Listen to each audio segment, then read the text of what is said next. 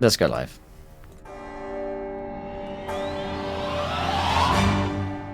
Hello everybody and welcome to Encounter Roleplay. Don't think I don't see you there, you cheeky little minx, Josh. We are back, my friends. It is another day, another dawn has risen, and we're still alive collectively and together, playing Dungeons and Dragons. Isn't it a grand day? But we're back with Tricks of the Trade. It's episode 2 of our second season of Tricks of the Trade here. What's say? And we've got another band of vagabonds back this afternoon to play with us, and the usual suspects, me and Josh. So, Josh, how you doing, man? Good. Have had the longest day in existence. Worked for 14 hours today, and then was like, you know what I want to do? I want to make a bunch of level 3 characters fight an ancient red dragon. So that's what I'm going to do. You do that. You can. You're living that dream right now, Josh. Yes. I am proud of you. I'm very proud of you. Let me sort out these cameras here. So, let's go around and meet our cast and crew today. Who are we? Who are playing? All that good nonsense. And let's start with Mr. Jamie, Mr. J.D. Bancroft. How's it going, sir? It's going good. Long time no see. It's almost like it's been a few minutes. Almost as though it has. Almost. I will be reprising my role from last season of Dresden, the tiefling who accidentally sold the super weapon and then convincingly sold it again without actually selling it, That happened. but getting paid for it, then getting caught, then forced to get it, and then turned into a Hydra twice. All in So 3 he's hours. had a rough time, Yeah, that was an but eventful. he enjoys it. Yeah, fantastic. All right, we have Dr. Plasmus with us today. How's it going, my friend? I'm doing great, Will. Thanks for having me. It's a pleasure, my friend. Pleasure to meet you. So tell us about your character, sir. I'm playing a Goliath devotion paladin named Leo, and he is the brother of another character I tend to enjoy playing named Brazen. Nice. Very nice. Cool. We have also jumping in here at the last moment. We have Irvin with us. How's it going, my friend? It's going good. Infamous at this point, I would say, Irvin lady. Yeah, probably. Fantastic. I'll be resurrecting Zykeen again, Tiefling Rogue. So she's been having the time of her life in the brothel she made with the money she got. So, yeah. I'm telling you, man, but rogues are having bad luck this week on Encounter Roleplay, so Yeah. look out, you know? Yeah, well, next time I'll just insert my barbarian or some way or so. It's a good idea, yeah. Okay, and last but not least, we have Chris, Judo Killer, joining us today. Hello, Chris. Oh. Yes, There I we am go. here. Huzzah! How's it going, my friend? Good. Glad to have you with us. No problem. Thanks for the last minute invite. So yeah, I know you're diving in here last minute, but do you have an idea Yes. of who you might be playing today? Yes, I will. I do. I'm going to be playing Caracas Stormbow, my level 6 half-orc ranger. Nice. Okay, cool. So we've very much just dived in here at the last moment because we had a couple of folks cancel. I said, who wants to join in and play some D&D? And so we have some folks with us here today. As myself, I'll be playing Finbar. Of the Finbards. He is a devilishly handsome and rather famous bard. He is a bit of a cad, and he likes to manipulate people when he can to get them to buy his merchandise. And he's not a particularly good person, but he is incredibly handsome. So, whilst he's a very ugly person overall, mostly on the inside, if you were to simply look at him from the outside, you'd think, damn, he should be in a catalogue. So Finbar is very much a D&D sex icon, much like myself, I suppose. So, Josh, talk to us about Tricks of the Trade. What are we doing here? It beats me, to be honest. So far in Tricks of the Trade, a band of adventurers slash convicts slash random people who were brought here almost as if by plot convenience have come to the New Hearthland. The New Hearthland is this huge continent that's off the coast of Whiteoma, which is where previous seasons of the West Marches campaign, one of our longest running campaigns that has sort of been made with you guys in chat, have all been set on this land, and we've gone to a new frontier. So the new Halfland is just that. And so far, upon arriving, you'd agreed that there was a small native amount of people there who were sort of, you had a trade deal with, and they had a port set up for you guys to come in, and you'd get settled, and that would be that. You actually arrived to find that Haven Docks, this port you were supposed to come into, was on fire and had been attacked by what has been sort of rumored to be a dragon. Since then, you found a new home, which is an old flooded fishing village, which is being renovated. It's starting to actually smell habitable, which is nice. It's been attacked twice now. There are sentient, well, there are intelligent pigs. Some of them have gambling problems. There are ooze people, and there are kobolds who refuse to die, and possibly doppelgangers of the entire party who have an organ on a gondola, who had a band riff off with it's a lot of stuff has happened, guys. So incredibly serious.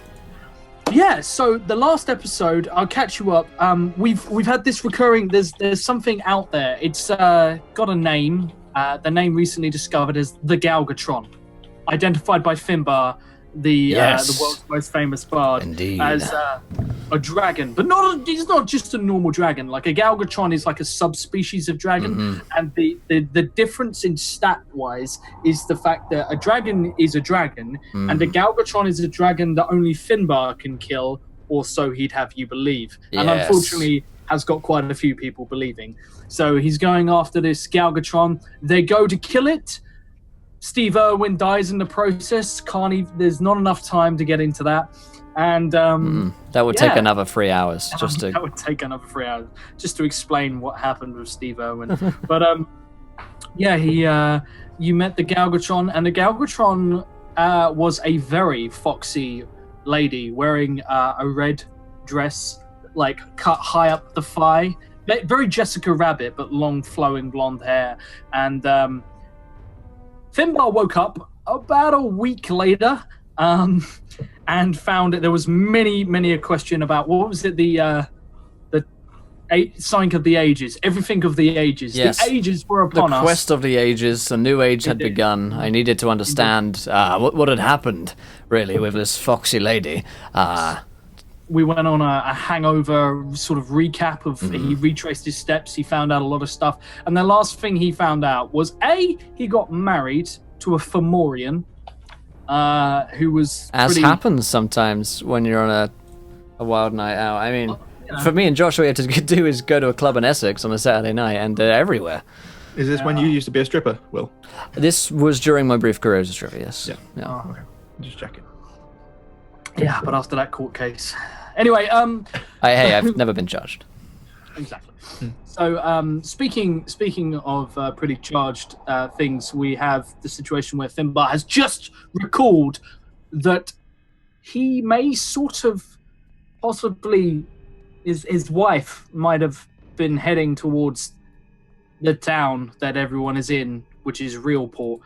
This Fomorian in a bridal gown, riding a chariot pulled by water bison, and the Galgatron might also be on its way there, and someone might have pissed off a gangster pig called Gladius. So, Finbar, yes, would you like to rush home very, very quickly? I would love to. I would love to go home as quickly as I can, for I fear that a Galgatron may be working its way swiftly towards the village of murdering the innocents of whom I care so much about. And the fine maidens. Name one of them. Name one person you care much. There are several names which come to mind, but they, of course, only come to the mind, not the mouth. That's that. I don't want to dishonor their memory. Indeed. By speaking of. Indeed, let's not speak ill of the dead or at all of the soon-to-be dead. So, very quickly as well, I remind you guys, if you haven't followed, hit that follow button and join us. Here's a tweet for you guys as well, 20 retweets at viewer decision. And, of course, we are just, £47 away from our first stretch goal on Kickstarter, which means that we get new sexy things on there. And a viewer decision as well. Oh, I should also note as well that Forbrand would like to welcome everybody to Encounter Roleplay and give everybody a Wild Magic Surge, and Josh gets 2 extra ones to use on NPCs whom you choose, my friend. So that's a D10,000. I'll give you guys the how-to on that here in the Roll20. So it's /roll D10,000 like so. And we can roll them now, and Josh, you can look them up. Whenever you see fit. So yes, I would like to rush home as fast as humanly and half-elvenly as possible to see if my sweet, sweet beloved hometown has been burnt to the ground. Okay, we're going to cut away from Finbar as we have the dramatic opening of like a man running. He's handsome. He's finely dressed, but a little bedraggled. What is his story? We don't know. Then we turn to a seemingly innocuous village. Is there a correlation? Possibly. This is cinematography. Yes. It's fucking exciting. This is Jason Bourne right now. Exactly. So I hear someone had a brothel. Yeah. Zagina's. So Zagina, there's no brothel in Realport. You would be the first owner. You would be the first person to open a brothel in the new Halfland. I mean, does that sound like the sort of thing that might lure you into a deal with this trading company to get you over here to provide fine wine, be the only outlet of taste in this area? Oh, she definitely would do that. Okay, in which case, you have a brothel. It's not particularly great. It's mostly a large open space. It's very studio, wide open plan. Minimalist is the term. It's shit. Cubist. But it's you have a large hall which was actually a warehouse at some point, but it has been cleared out almost entirely, and there's plenty of wood from sort of like the buildings that have been torn down because they were beyond repair. And with them, they've made a bar of sorts, and you have plenty of storage room. So minus, you've got a couple of hay bales for chairs, and it's very crates. Jackson Pollock around there in more ways than one. Okay. You could probably totally pump this out as like really hip, and like it's because it's just edgy. It's like a nightclub. Sitting on a hay bale, overturned like giant spool. That's edgy. That's cool. That's people want out there indeed. And if they don't like it, she'll just tell them they should like it. They agree. They instantly world philosophy has been changed. So everyone apart from Finbar has had an invite to give me the name. It's important. This could change the entire storyline of everything I've planned so far. Oh, a good brothel name off the top of the head. That's a hard one right there. Unless he's been thinking about it. He's got it planned already. The Oozing Eyes. Oozing Thighs. Mm. That's my shout. That's my shout. But don't take advice from Finbar.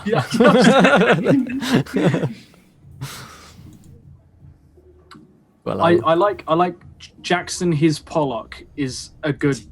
That's a good brothel name right there. Yeah, it is. So, Zaqueen, what have you named your brothel? Is it yet to be named? Is it going to be determined by how the opening night goes? Probably determined by how the opening night goes. The opening salvo. She'll have to come up with a pretty epic name. Okay. Oh, I like it. Chat, give us ideas. Just do it. Exactly. We could call it the Pollock Night, as in shortened to TPK for this episode. So you guys are all on under attack as you guys find yourself in a brothel. Zaqueen's brought over a few working girls, and they're getting acclimatized, doing all the standard brothely things like taking small wads of cloth and stuffing them into their noses to avoid the smell of how bad this place is. Still, needs a little bit of work, but you've got potential. you have a small gathering. There's probably somewhere between 50 to 75 people who are either inside or out the back, the sort of large open warehouse stores, sat on the edge of like a jetty area, which is sort of instantly become your outside seating area. And there's a couple of people, enjoying the company of the girls, but there's no real privacy here, so things are a little bit limited at first. Everyone give me a vibe, like how as the only thing that's going on in town right at this second, because other people are waiting to hear back from an expedition that recently went out to find things to do. I'm gonna put that there. That's how it's been phrased to you, as well as someone just went and fucked everything up. So you can take it a bit from both sides. How is everyone enjoying the evening? It's getting late-ish.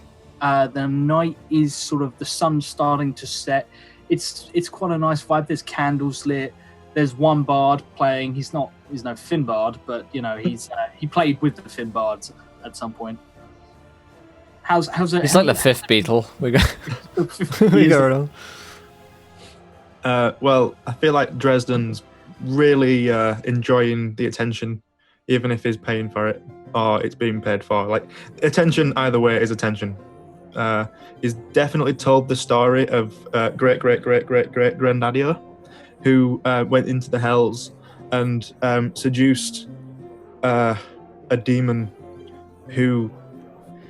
It's essentially the reason why his entire line is a tiefling now, because his bard of a great grandfather decided to go to hell and woo a demon. And that is essentially who he's modeled himself after, and he's told that story at least 3 times already.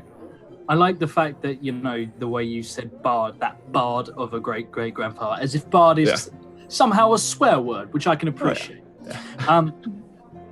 So yeah, like people are gathering round, and you have like some ardent listeners who seem pretty interested, but most people have kind of heard it now, and there's even a few who are just sitting there and they are miming it in just right behind you, telling the story with a little bit of sarcasm and a little bit of drunken enthusiasm. They've even rehearsed the movements I do at every exactly. Right. It's just like counting down for the sudden big like hand gesture. And there it is. So he loves it, even if he's not noticed. Yeah. If he did notice, he'd love it. Like it's attention either way. They're not being subtle. They're pretty drunk already. So Zakine, how are you? What's your ploy to sort of bring it? I mean, you've got the niche of I am the only brothel in town, but what kind of opening event have you thrown? Basically, to start off with, she's throwing it out as pretty much a free party. Drinks all around. Oh, okay. It's bold. It's brave. It's brash. So we have some free booze being willingly handed around. Who's getting drunk? That's probably the reason I've told the story 3 times. Yeah. I've forgotten I've already told it once. Judo. So, Judo, what exactly, how are you interacting? Caracas would be double fisting. Clearly double fisting the free ale. Listening to the stories, he just wandered into this extravaganza. He saw grand opening, free booze, check out the ladies, free stories, and he wandered in and is freely partaking in all of the given festivities in this brothel. Cool, yeah.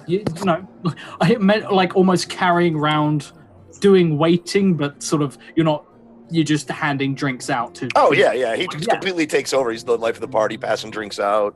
Yeah, I like it. So, let's bring Dr. Plasmas. You were being handed a drink. How does she react? There was a guy.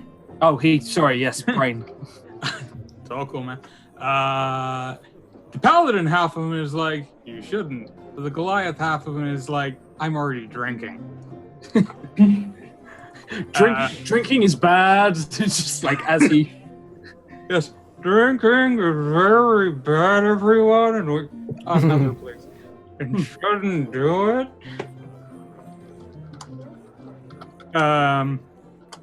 So yeah, he's pretty much just having a good time like everyone else. Party atmosphere in this place right now. Indeed.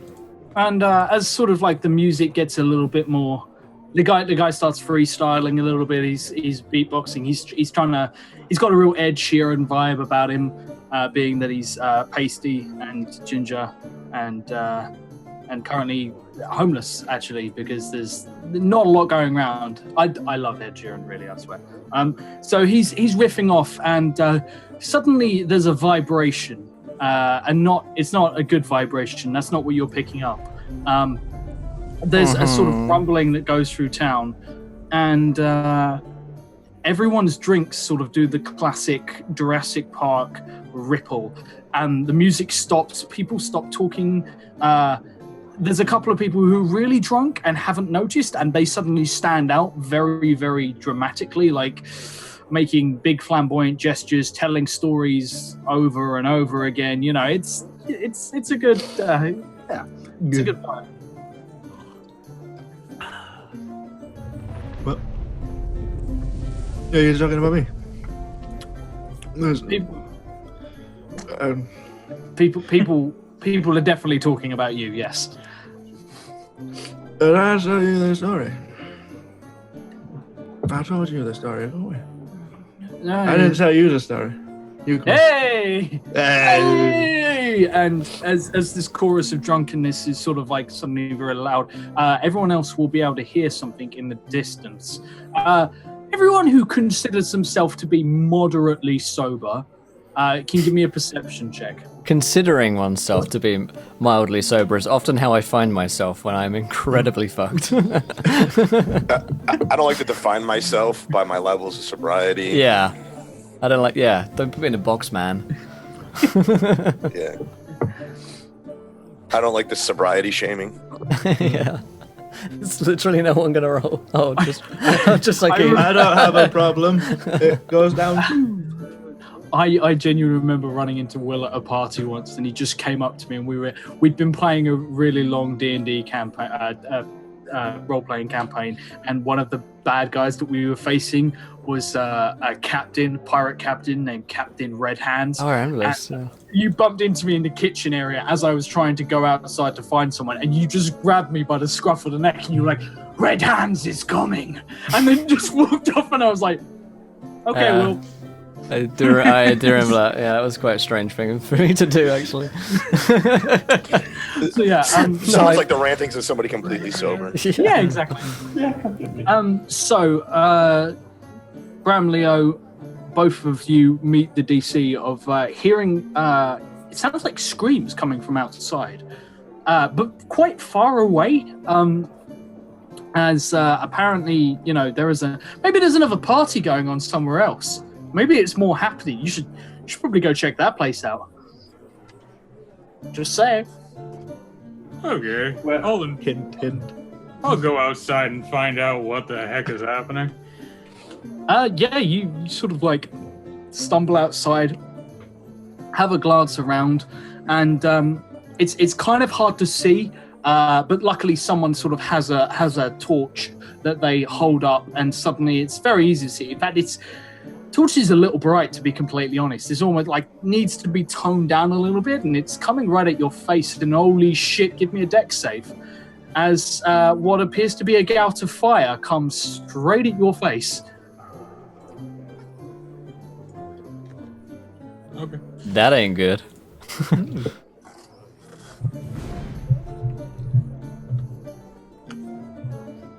oh, You're going to take a little tickling of damage there, as a very, very small figure, sort of like, at first it almost looks like a child is holding like a torch or something, but then it sort of like swells ever so slightly, and sort of you're squinting at it trying to figure out what this thing is and if it's trying to hand you this torch, and then the torch just jets up at you in a burst of flame, and you're just going to get engulfed. It's gonna tickle a tiny bit.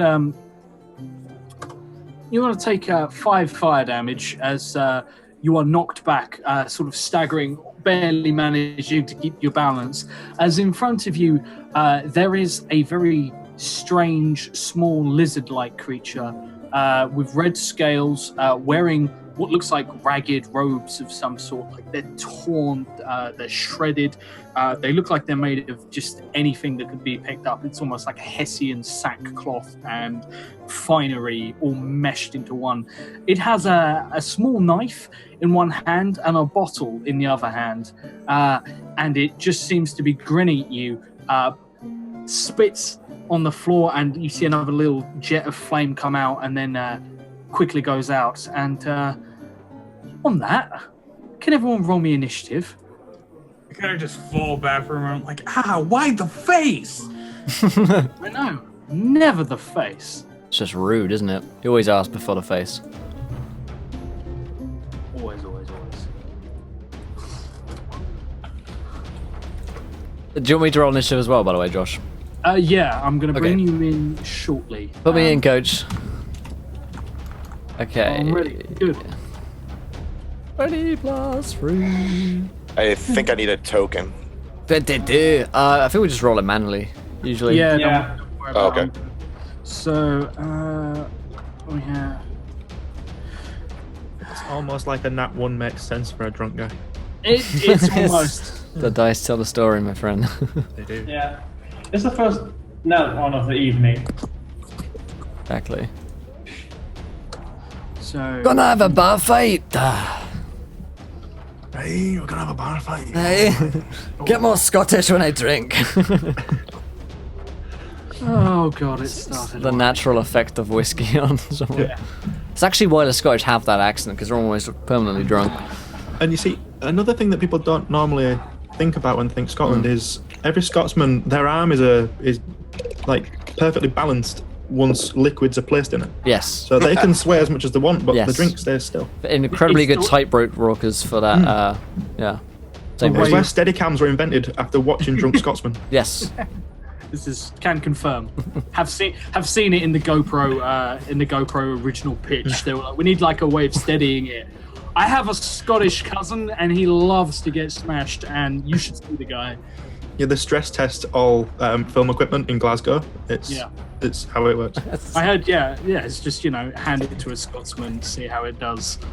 Given It 24 lasts more than hours. 5 minutes. You can put it in production. The original plan was to just you get a free Scotsman with every single GoPro you buy. It was a great pitch. Yes, Glasgow was where the bulletproof vest was invented for a reason. Yeah. And the knife. Quite. No. You don't need the knife. Knives are expensive bottles, man. Anyway, That's true. hello to everyone who's watching from Hello, Scotland. Scotland. If you're listening, then yes, fuck you. I'm kidding. We love you, Scotland. We love you too. We understand why you don't love But I us. swear to God, if you leave us, Scotland. Anyway. We are not ready. Okay, so speaking of that, right, let's get that turn order in order, because it's bang out of order right now. There it is. Finbar, well, you're not here yet. I don't even exist Look yet. at that. You fucking good luck. Well done. I should roll for these guys. They're not the fastest, to be completely frank with you. They're pretty fast, actually. I'm talking out of my ass entirely, as there is a kobold in front of you. He's red, and he looks pretty mad, and whatever he just did sucked ever so slightly. So, Bram. Zyke. Cool, right. Zakuin, outside, you hear an exclamation. You hear a couple of screams. Sounds like a bar fight might be about to kick off outside. There's drunken people staggering in. One of them sort of like just falls, hits the edge of a table, flips the whole table over, and the orc sat at it just stands up, sort of does the classic hold my adventuring earrings to the woman that it was sort of he was paying for company, and just goes over and punches this drunken patron as hard as he can in the face, just straight into the floorboards. You probably need a new floorboard there, just the one, but it's they're pretty creaky and old anyway. And it looks like, yeah. Well, how does Zakin react to chaos? The first thing she does is take off into the air, fly above the crowd, and then she loudly yells, "The hell are you doing in my bar? You calm down this instant or else." The orc lifts this poor drunken elf up and just says, "Yeah, listen to the landlady," and throws him out. Like, the orc is absolutely convinced he's done nothing wrong whatsoever. Just throws this guy out and goes and sits back down, right to the table. But it sounds like more is kicking off outside. Well, after that, she's like, as long as he stays calm, it's going to be fine. And then she goes to check out outside. He Staying sort of, at one. yeah, he sort of looks around. It looks like he's looking for his lady friend, and she has found herself caught up in a story for about the 5th time, and is now unable to do her damn job. As someone is just like, "Let me tell you a story about."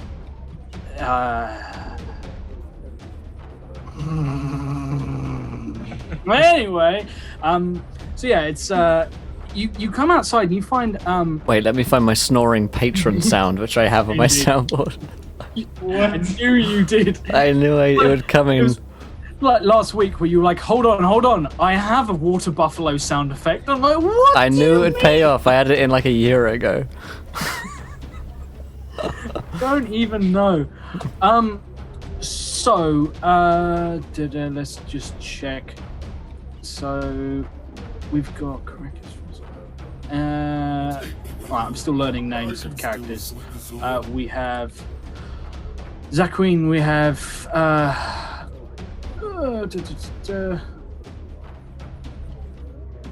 Can everyone do me a favor real quick? Can you change your names in the Zoom chat to your character? Oh yeah, you can right click on your name in Zoomage and rename yourself.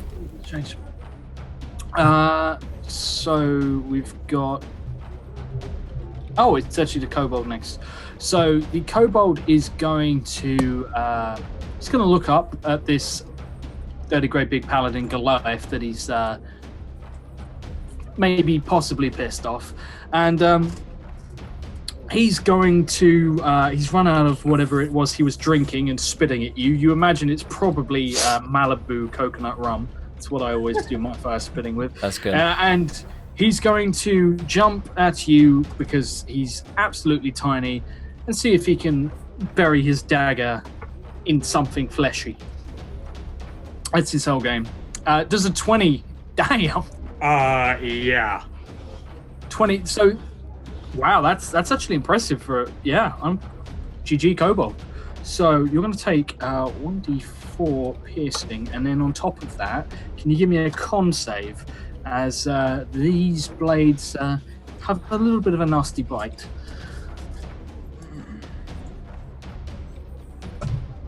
Using a PDF. Damn kobolds coming in here, taking our prostitutes. And Malibu. You know, man, our Malibu, yes. For both our crimes. So you'll also take 4 fire damage, but you are not. Whatever this is, this blade is coated in something. It's orange. It's viscous looking, and sort of where it drops onto the sort of the decking that is everywhere. The over the sort of river. You see the deck sort of almost like any sort of paint that was once there sort of boils and bubbles in places, and it peels back and glows red. This is not a pleasant thing, whatever this is. And the kobold laughs maniacally at you. It looks almost rabid, to be completely honest, like a feral sort of thing. And over its shoulder, like over its head, because you can see clearly over this thing, it's like 3-4 foot, and you're a Goliath standing. How tall is Leo? Just out of curiosity.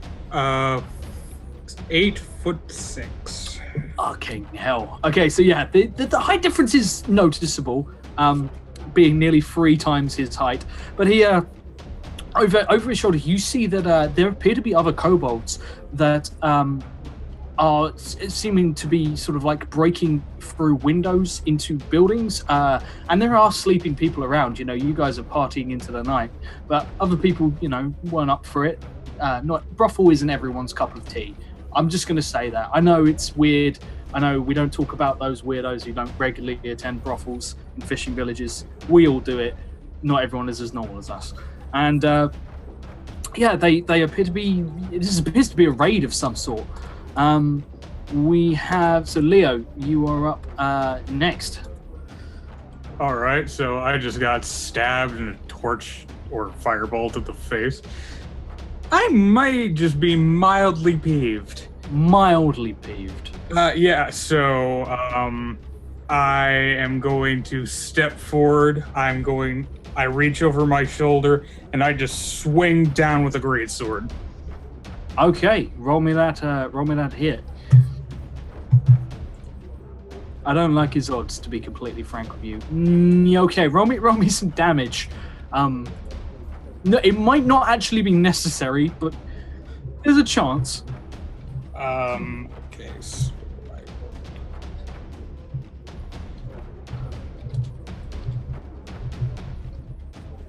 what would you bet? Oh! Oh my god. Okay, describe the single most violent, brutal kill of a kobold that possibly has ever occurred. No, it's awesome. It's awesome. Like, I don't even register that I'm holding the sword sideways. So instead of cutting him in half, you just see the sword go down and it's like an explosion outward of small kobold parts. So his okay. So here's where we're gonna have the wonderful moment. Zakine, just as you come out, and a very small stumpy arm punches its way through the wall of your tavern and just buries itself, this tiny little stubby reptile arm, into the bar. Like it's sort of maybe up to the elbow in the bar, quivering in place like a crossbow bolt. Someone else on sort of like on the other side of town, there's just a smash, and his feet just fire off into the river below, and there's now just a torso sort of buried up to its sort of midsection there. It's wonderful. He's the most dead anything's ever been.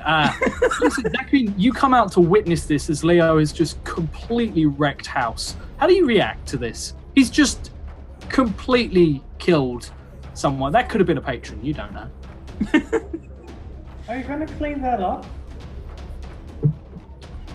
It'll be fun when it rains. Inside. Oh, No, this is right. Just outside. Okay. Yeah, just outside, and just Not on your it's property. maybe like it's sort of it's basically the path that leads up, like the little jelly bit that runs around the edge of your property.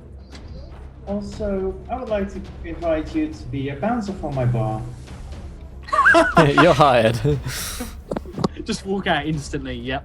Was the kobold the only one attacking in the bar? The only one who's come near the bar so far. Okay. All right. Pretty sure they now know not to go near the bar. Well, Caracas, in a state of excitement, is looking between his two glasses, his two mugs of ale back and forth, just drunk enough to not realize the fight is over.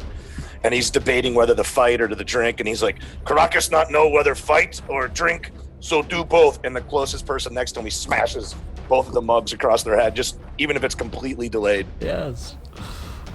Cool. So like, there's a moment where everyone's sort of like just staring at the hole in the wall, and then like it's tiny. It's probably about the size of an apple, and then at the arm, and one guy he walks over to it, and just as he goes to reach out to touch it, he just gets cold cocked entirely as Caracas just walks up behind him and drops him in one hit.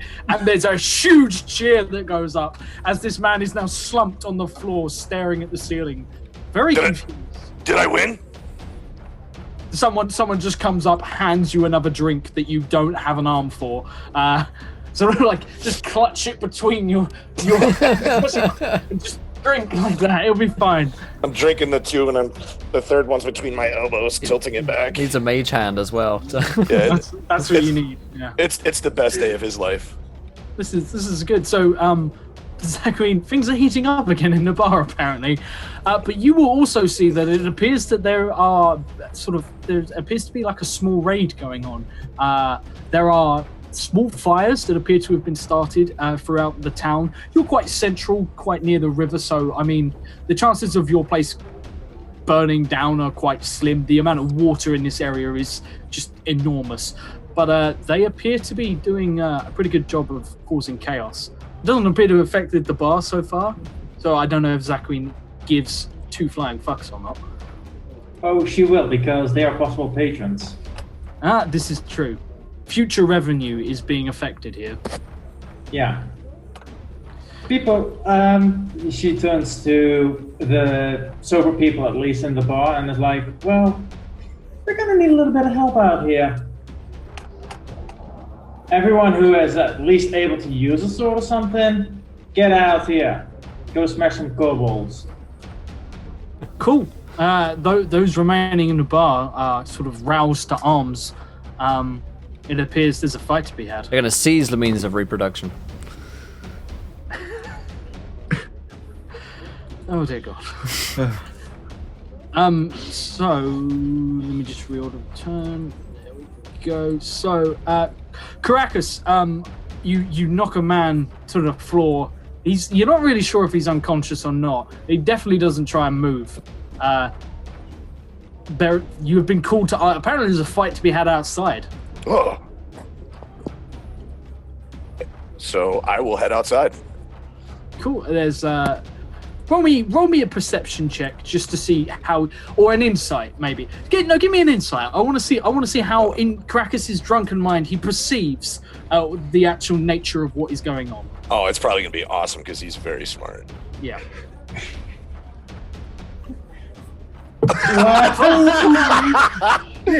Apparently, when drunk, Caracas is better off in this world. You walk outside and you realize you sort of like everyone's just like you're drunk.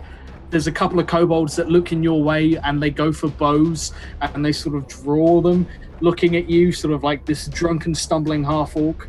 And then sort of like Caracas has that moment of complete coldness where he looks up and he goes full Neo and is just, I see you. And suddenly it's just like, it's almost as if it's the opposite of being drunk. He sees the lines. You see the lines forming. The Matrix itself, the numbers. Yeah.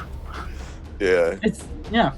When Caracas drinks, Matrix. It's what happens.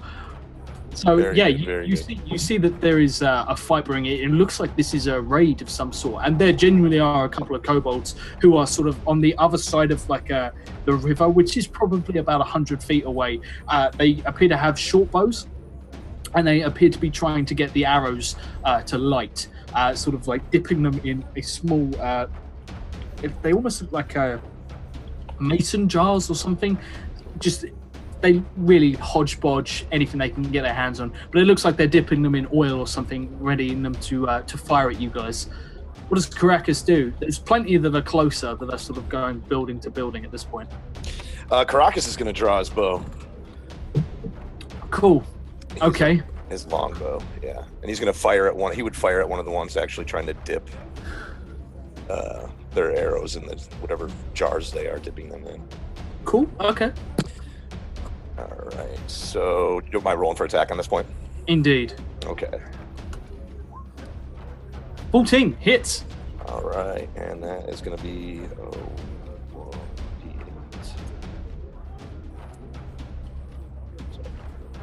That's cool.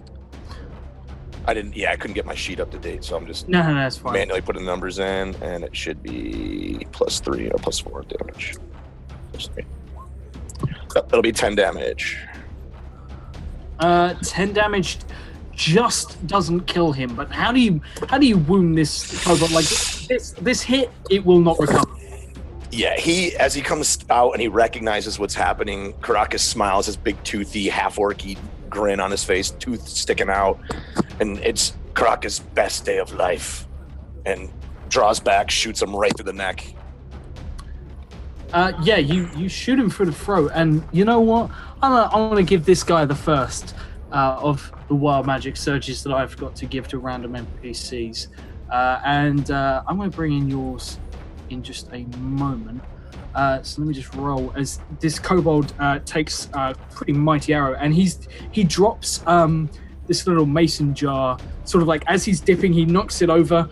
He drops his bow. The arrow sort of like skitters off, and it sort of spills. And as it spills, this orange like liquid seems to come out, and you watch as like the parts of the decking that they're standing on almost glow, as if getting incredibly hot, as if this is some sort of acidic or flammable substance.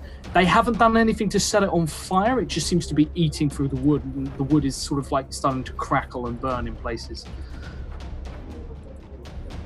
So yeah, Just smiles. Big old tooth. happy days. I did a thing. It was violent. I am content. So we have Killing and drinking, two of Caracas's favorite things. Exactly. What's not to love? This is the exact kind of brothel party you want to go to. So Dresden, Yes.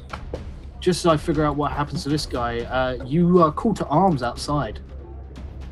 Well, carrying his drink, he'll probably just pop his head out a window and see what's what. And little red lizard people and fire. Cool. Do I see the ones dipping the arrows into the jars? You do actually, wonderfully. That's actually quite entertaining. So this kobold goes down, and you see him sort of. Hold on. Yeah, you see him go down, and it's that classic robbery trope of what they're wearing, sort of like masks of some sort. Why they're wearing masks, you're not really sure. But the one that's gone down with the arrow through his neck is just sort of like clutching at it, desperately trying to plug the hole. And his friend sort of looks to him and goes, "Rotnose, what are you doing? You've been shot, mate." And he just looks, and you hear this sort of choked gargle, and he says, "I'd be doing a lot better if you stop using my fucking name." And he draws his bow and shoots at his friend, because apparently the target attacks the next person who addresses him by name. So this guy's going to try and shoot his friend. He shoots his friend just. So I'm feeling like Guy Ritchie's somewhere writing all this down. Yeah, he is, absolutely. Yeah, and he puts an arrow in his friend, and that's the last thing he sort of manages before he chokes out and sort of like just, and because I walked out with my drink, I kind of raise it in respect and then try and firebolt the jars to see if it's flammable. okay, roll me to hit. It's a DC 10. Cool, that hits. Roll me damage. Damage on a firebolt, I think it's a D10. Yeah. Get the spell up.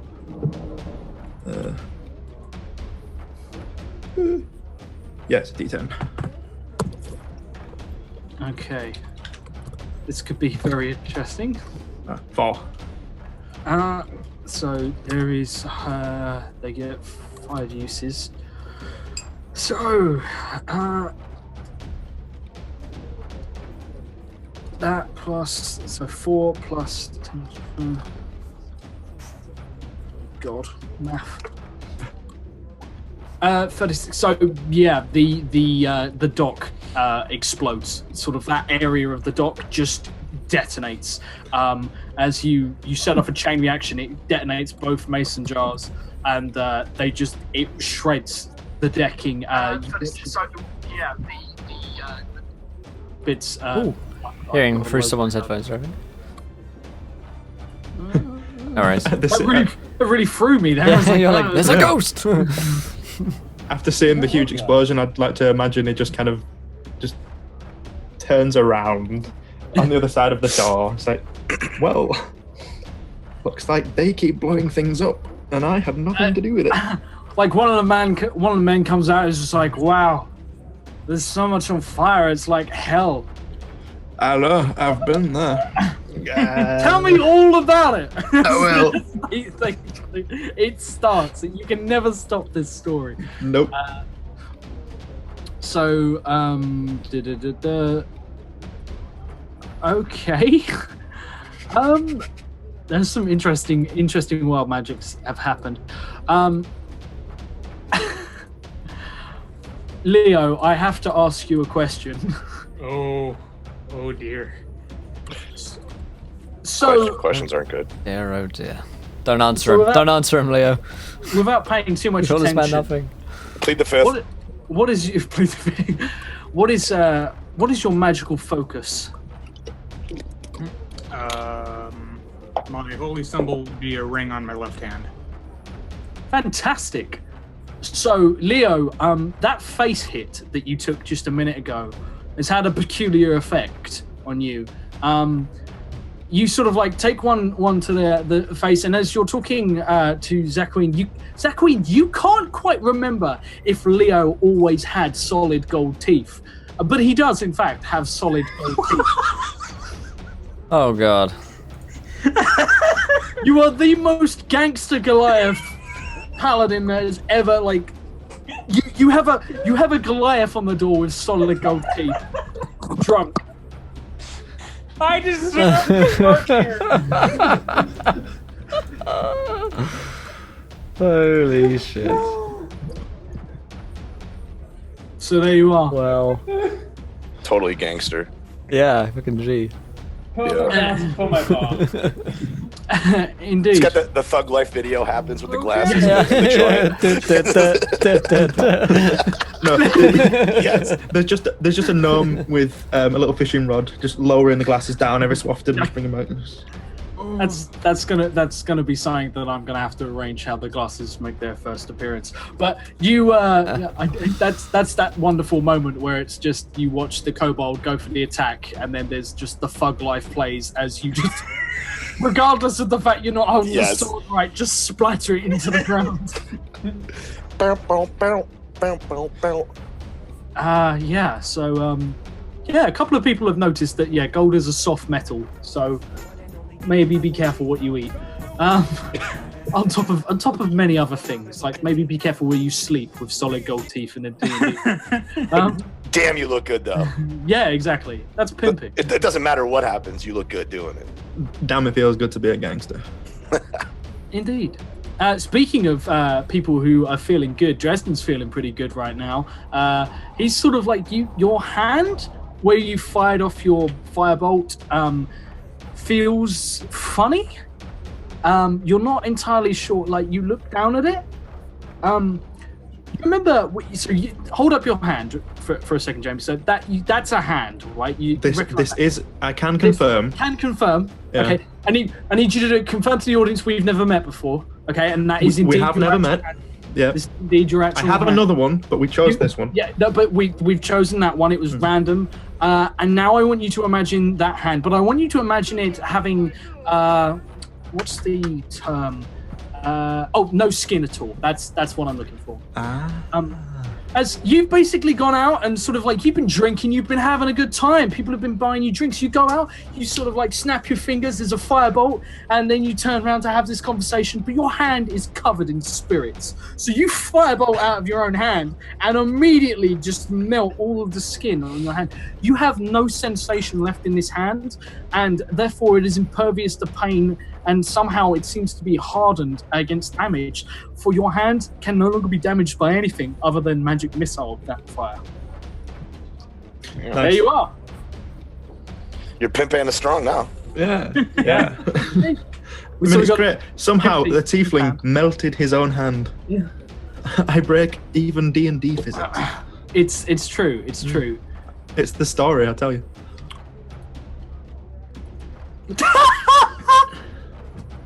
Oh my god! Oh, okay, right. So other things are also occurring. So we're going to get back to the turn order. I'll bring some more in just a moment. We're going to skip past Finbar, who is just going to reach the outskirts of town to realize that there appears to be a commotion in town as you see a firebolt streak from what you suddenly remember. The worst thing that is possible, like you see the firebolt streak across, you look to the building it came from, and you realize with sheer horror that there is a good chance you've missed a free bar. Oh, good God, no. Good God, no. He said, "No mercy." Zach Quinn, shit is kicking off. So, Zach Quinn, you are there. You are outside. Someone from behind you just launched a fireball out of the bar.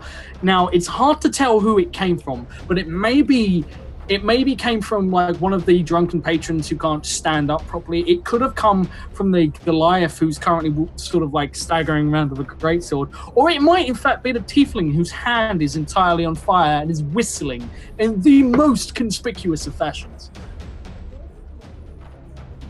Also, Zakeen looks out to the tiefling and recognizes him and is like, Dresden, get out of here and actually start fighting and not blowing up the town. That would be lovely. And then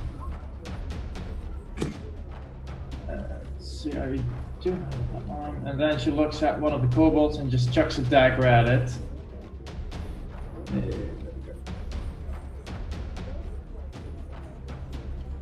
Okay. 16 hits for 6 damage. 16 does indeed hit. Are you aiming? Where are you aiming? Basically at one of the kobolds, which is pretty close to a pot. Cool. You see, like, there's a couple of them who have just emerged. There's 3 of them who've just sort of stepped out of the house, and already you can see a glow coming from the windows that suggests that they've just gone in and started to fire. And one of them, they sort of like, they step out and they're sort of like high-fiving each other, and then these 2 kobolds high-five, and suddenly a dagger just punches through the back of one of their hands into the other one's hand, and they just look at each other as if like they both sort of not quite sure if they just high-fived really hard, and they're both like, ah, and then one of them looks down and has a dagger in his hand. It's like, ah, and they all turn to look at you confused, and the guy with the daggers just in his hand, just like, the fuck. Why would you do that? And another dagger comes sailing through the air. Oh, goddamn. He's just like, dude, do you see what the fucks? Can we just appreciate that says dagger offhand as well? It's his offhand. It's his right-handed. So yeah, it's completely offhand. He's now got 2. He's basically just standing there and he's sort of swaying as he's losing quite a bit of blood, looking around, just like looking for his friends, like, what is wrong with these people? We get the job done.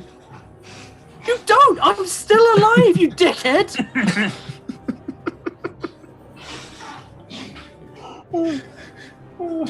And in fact, he's only got 1 hit point left. So as you've hit him twice and he just stands there and just goes, guys, get him, and accidentally slits his own throat as he collapses backwards.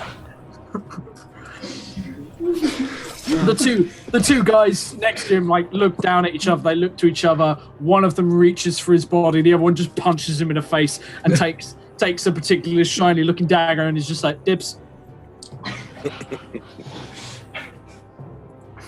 And so and there's like, he was like, you know I'm gonna take that back, right? The hand? Yeah. He immediately looks to his friend. Roll me an intimidation check. Oh god. Classic blunder. Yeah, that's a really big blunder. Textbook. Oh, and he's gone for the classic blunder there, isn't he, Gary? He's holding the dagger in each hand, and he just says, I don't even have them. And he just puts them in his friend's arms. He's like folded his arms. He just slots them like in a bundle in this guy's arm, and just like, he has them.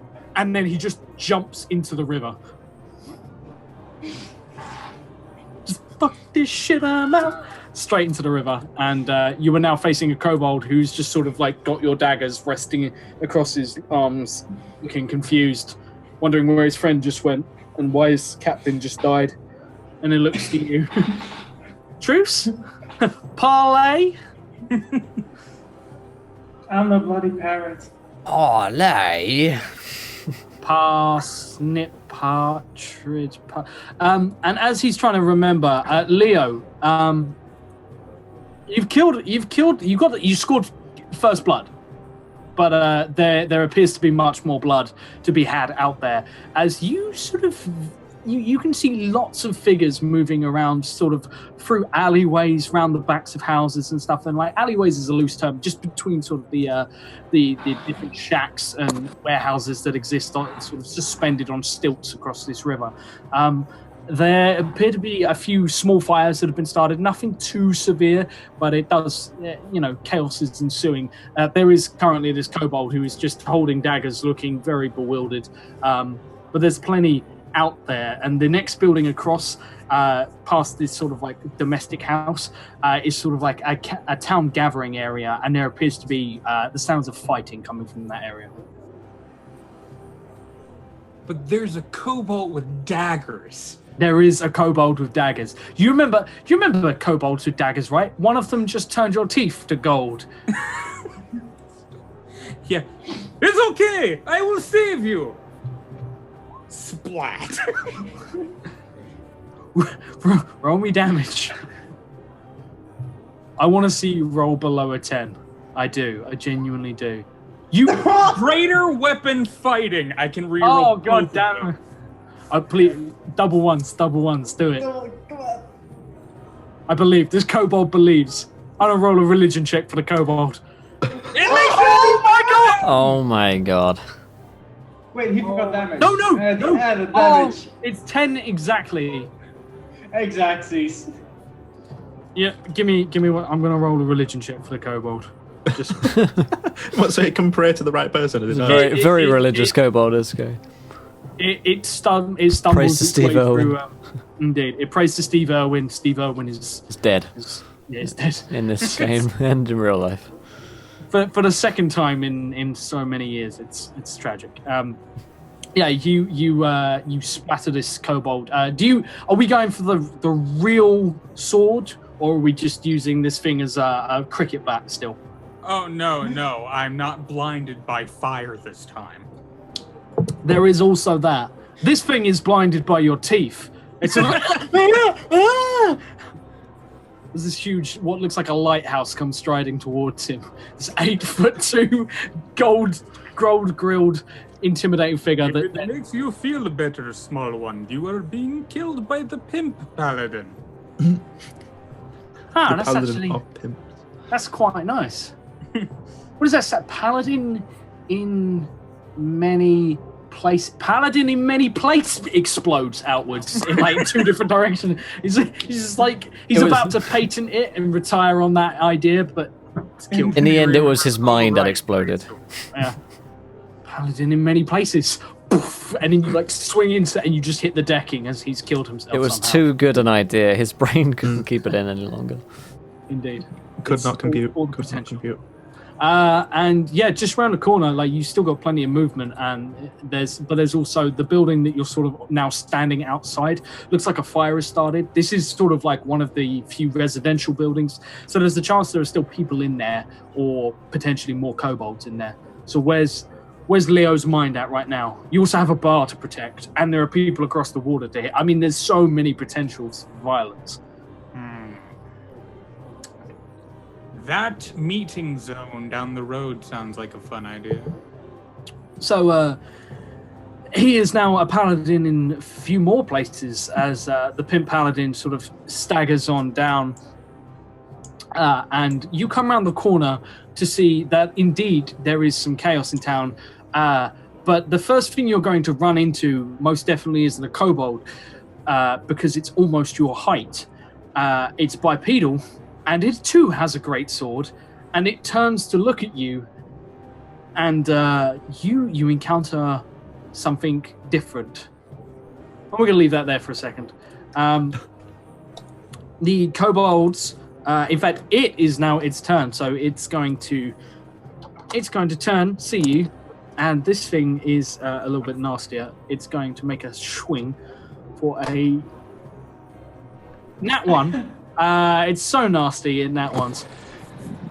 The hit is glanced off by my teeth. It just he goes to swing, but the dragon's sickness takes him. He's obsessed with gold, as all dragons are. And he sort of like just stops and sort of covets your grill. I'll give you a free opportunity attack. Also give me a nature check real quick before you swing at this thing, because I want to see if you can identify what exactly this might be.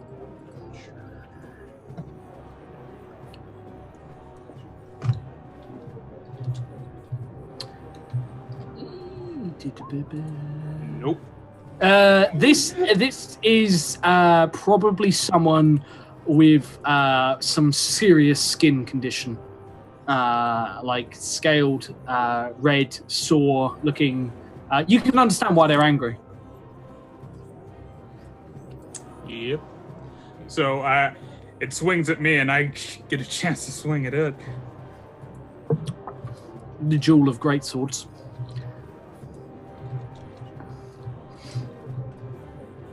Let's see if this is a one hit. It's just everything is a one hit kill. 21 will absolutely meet. Hit, sorry. Give me that damage. A 10. So describe to me a pretty nasty blow, but it certainly doesn't kill it. It doesn't even take it off its feet. This thing considerably tougher. How do you hack into this thing? So I turn the corner, and it goes to swing at me, and it just stops staring at me in bewilderment for a moment. And I'm like, did you just try to hit me? I'm gonna hit you now! And I just swing into its arm. So the only thing that saves it from a decapitating blow is it sort of raises one of its arms to point at your face and just almost seems to say something. What languages do you speak? Elven, Giant, and Common. You will not understand what it is saying then. You might recognize this as Draconic if you've had any previous dealings with Dragonborn. Probably something like owl. Yeah. No, it looks and it says something. It's almost a question as it points to your face. And Ow? the way it raises its arm is, ow? That's appropriate, right? I feel like I've been drinking quite heavily at this point, so I'm not entirely sure. I was at the party just down the road. It was a great time. But no, he raises his hand, and it just happens to block enough of the greatsword swing that he doesn't lose his head. But you sink a really vicious swipe into his arm, and he sort of staggers back and shakes his head and is sort of clear of the strangeness that took him. The kobolds sort of around, there are going to be... I want to see how well they nail this. These both have a +4 to them. So a 5 and a... Wow. So a 9 and a 14. So the guy... So, Zaqueen, right next to you, two figures land. They seem to come off the roof of your bar. One of them lands and promptly rolls straight off the edge and sort of is now dangling off the edge of the jetty and just says, "Shit!" and pulls himself back up. The other one lands sort of like superhero landing, stands up and then just looks to Dresden and is like, "You see that? that was awesome, right?" Knife, and he's going to try and stab Dresden. For a... Go for it. That's if I remember my armor class. That's the Zoom chat. I tried to roll in the Zoom chat. Oh, bouse. Yeah. How to D&D. There's a 13. No. Just missed. So it's sort of like, it's not anticipating the drunken defense. It's just it's a sort of like, in fact, I imagine like you lean down to sort of like maybe just to listen better. Yeah, and then because of that, sort of like it's suddenly not sure where to. It's slightly intimidated and just swipes as if to hold Dresden at bay. Well, that wasn't very nice. The other one is fucked up his acrobatics, so he just gets to Zaqueen and sort of like holds these two what look like really crap short swords, like really roughly forged short swords, and he just sort of gets there and then he stands there in typical sort of gone AFK, but I'm in a fighting game. Just continuously does the wobble. It's a little embarrassing for him.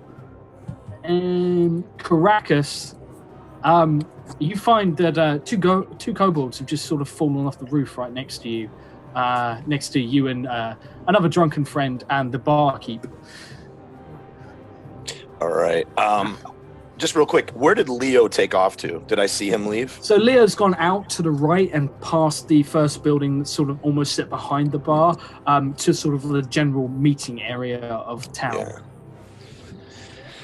I'm afraid that Lazy E is going to take us to all the fun. So, and the kobolds that fell, are they laying down on the ground? Are they prone?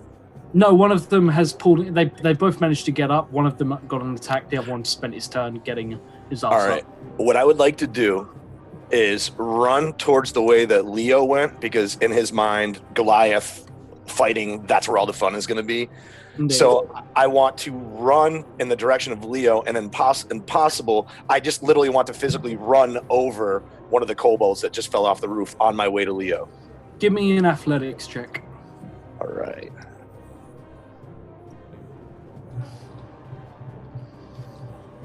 Working on athletics. Where are we right here?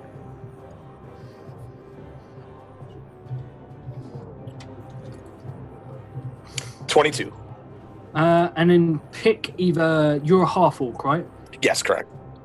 Pick either strength or con modifier, whichever one is better for you.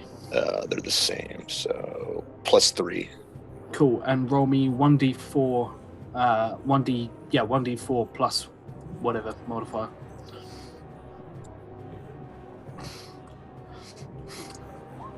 Five Cool. damage. So you can either knock one off the edge, knock it prone in front of the guys, or just deal straight 5 damage to this thing as you sort of like stomp on its leg as you go past. And Dresden's right there still?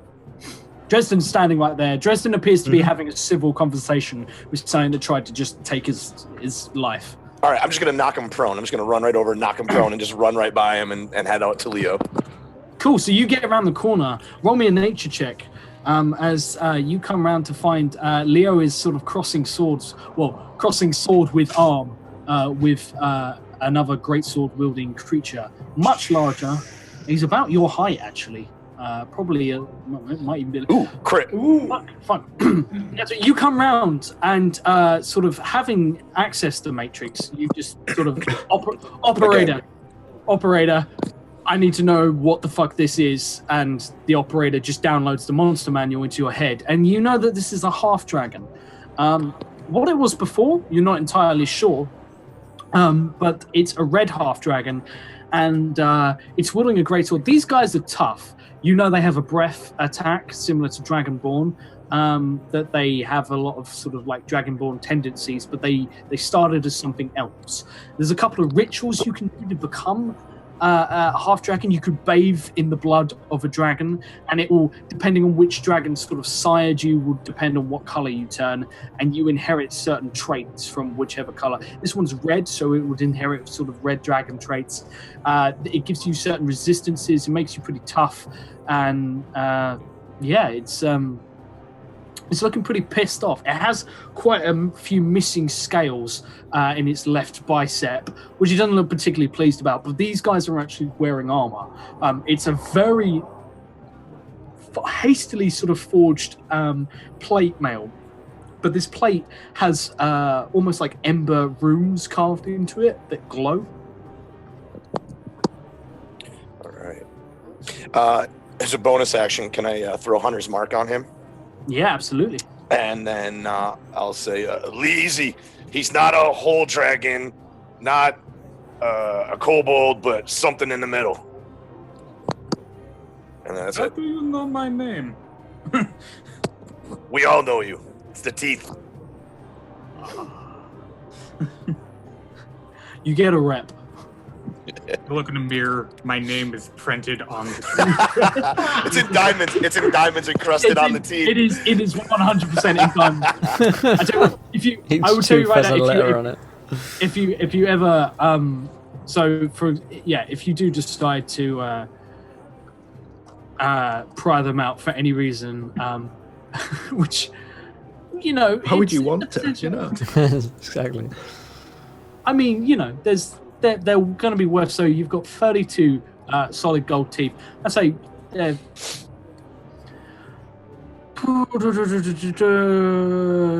maybe worth nearly 100 gold pieces. And then they have diamonds encrusted in them. So, you know, just potential future revenue if you need it. And you come around the corner, see this face off, and we're going to cut back to Dresden. Dresden, you've made a friend. You think, maybe. Maybe. Although he did try to kill me. He looks like sort of like slightly embarrassed and apologetic about the whole state of affairs. It's a very casual swipe at you, just like, well, you know, it's a job. Sorry. And you got a one prone right next to you too. I'll tell the one that is very embarrassed just to stay there. I've got a story to tell you. And pull my rapier out and stab the one that's prone. Roll me a persuasion and then give me an attack at advantage. Persuasion. Where's persuasion? Where are you? Persuasion. He's just like looks around. It's just like not much going on. Yeah, all right. Cool. Starts to pick at his teeth with a knife. Yeah, and go for the one that's. Did you say it's prone? Yeah, it's currently jumped up in front of Zachary and has ended up prone for the second time in about 5 seconds. Sweet. Yeah, well, I pull out my rapier for that one because it's stabby time. Stabby time. How do you kill this thing? I'd like to think I'm holding my drink with my skeletal hand, and I just go shh, and just like I'm still swaying a little bit. Yeah. Like take a couple of jabs and miss it. Yeah. Like, stay still, and this thing is like not moving in the slightest. Yeah, and then pretty we finally see Dresden turn round to the original kobold, who's sort of like minding his business. And Dresden, you're sort of like there leaning on your rapier, which is embedded through his friend, sort of at a jaunty angle, like a cane. There's so much pimping going on in this episode. I love it. You got the sort of like the pimp swagger, the pimp hand going on. What's it? Tell me how you start the story, or were you lying to him? Oh no, he's definitely getting the story. Yeah. He's just. So what's this story? Right, you're a red. You like fire, don't you? Sort of. To be honest, it's a bit overrated, really. But this story takes place in hell. My great granddaddy. No, the story is. What story? This story here? This story that I'm about to tell you. Tricks of the Trade takes place in hell. That's meta. That's not the story. This is a story within the story. Oh, okay. So this is like in-game lore. Right, got ya. Okay. Great granddaddy of mine. Handsome bugger. Bad. Extraordinaire. Wanted to conquer the unconquerable. Seduced. Women! Yeah. But not just anyone. A succubus. A succubus? Yeah. And I just go off on one and just really graphic detail. Like really graphic detail. Like too graphic in places.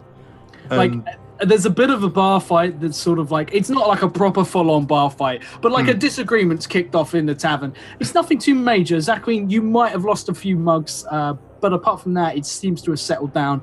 But one of the items that gets thrown is a chair, and he just rights it and sort of sits down, hops up onto it next to Justin, sort of like leaning on, just like, oh, wow. Battles going on all over. Yeah, literally. It's a full-on fight. And speaking of people who just have no concept of what is going on around them at all times, Finbar, you make your dramatic entrance into a town that's being raided.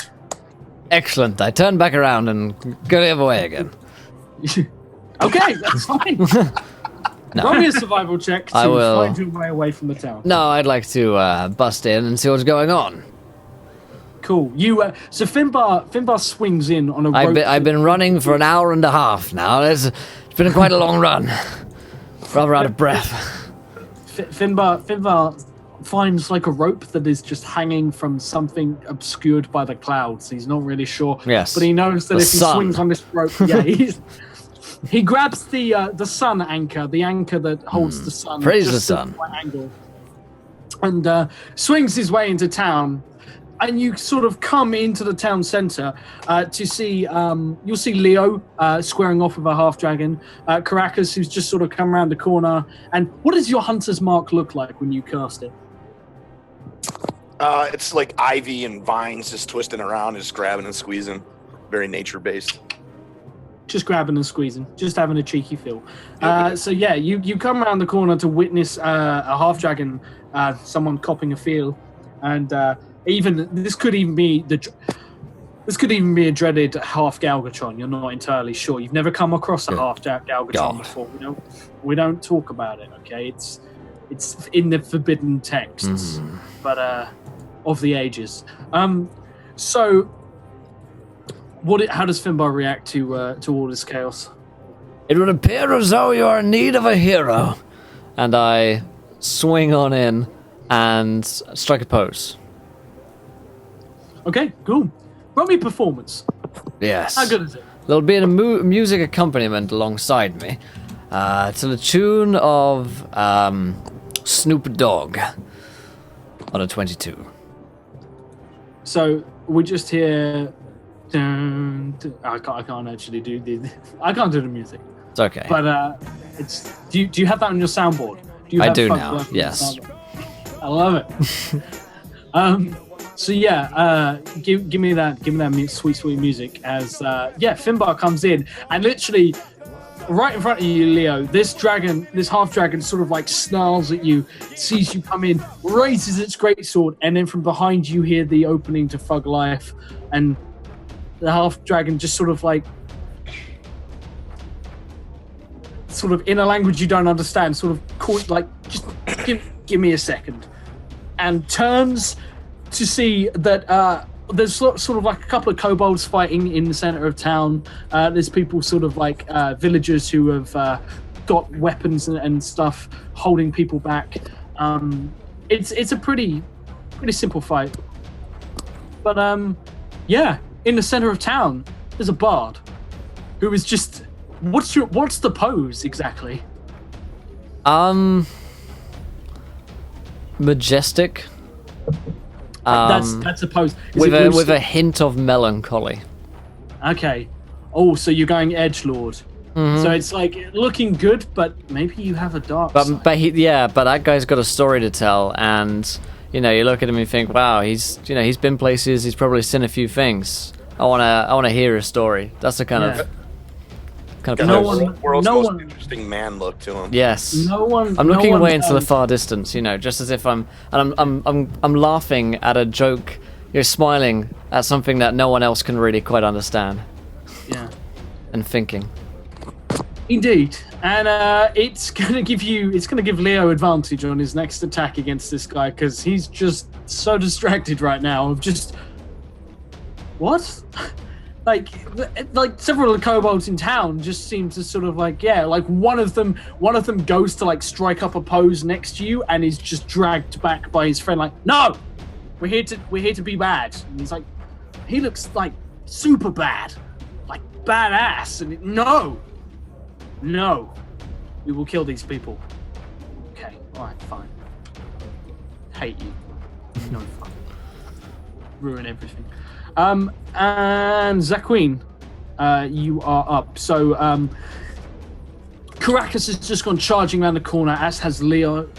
You can hear fighting coming around. You can sort of see the backside of Caracas as he's sort of standing there. You watch him sort of summon this green writhing energy that sort of launches forth to a place unseen. And next to you, Dresden is having a conversation with a kobold who sat on one of your chairs. He's brought it outside. Is there a rule against bringing indoor furniture outside here? Yeah. No furniture from inside is going outside. He's not privy to this rule. He is armed. He's currently got both his swords sort of like he's actually leaning on them, and every now and again sort of like picking at stuff in his teeth. He's not got a clue what's going on around him. He's just talking to Dresden like, absolutely.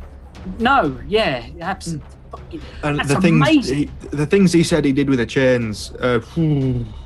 Yeah, I've heard. I know about chains as well. They're like metal, but they link together.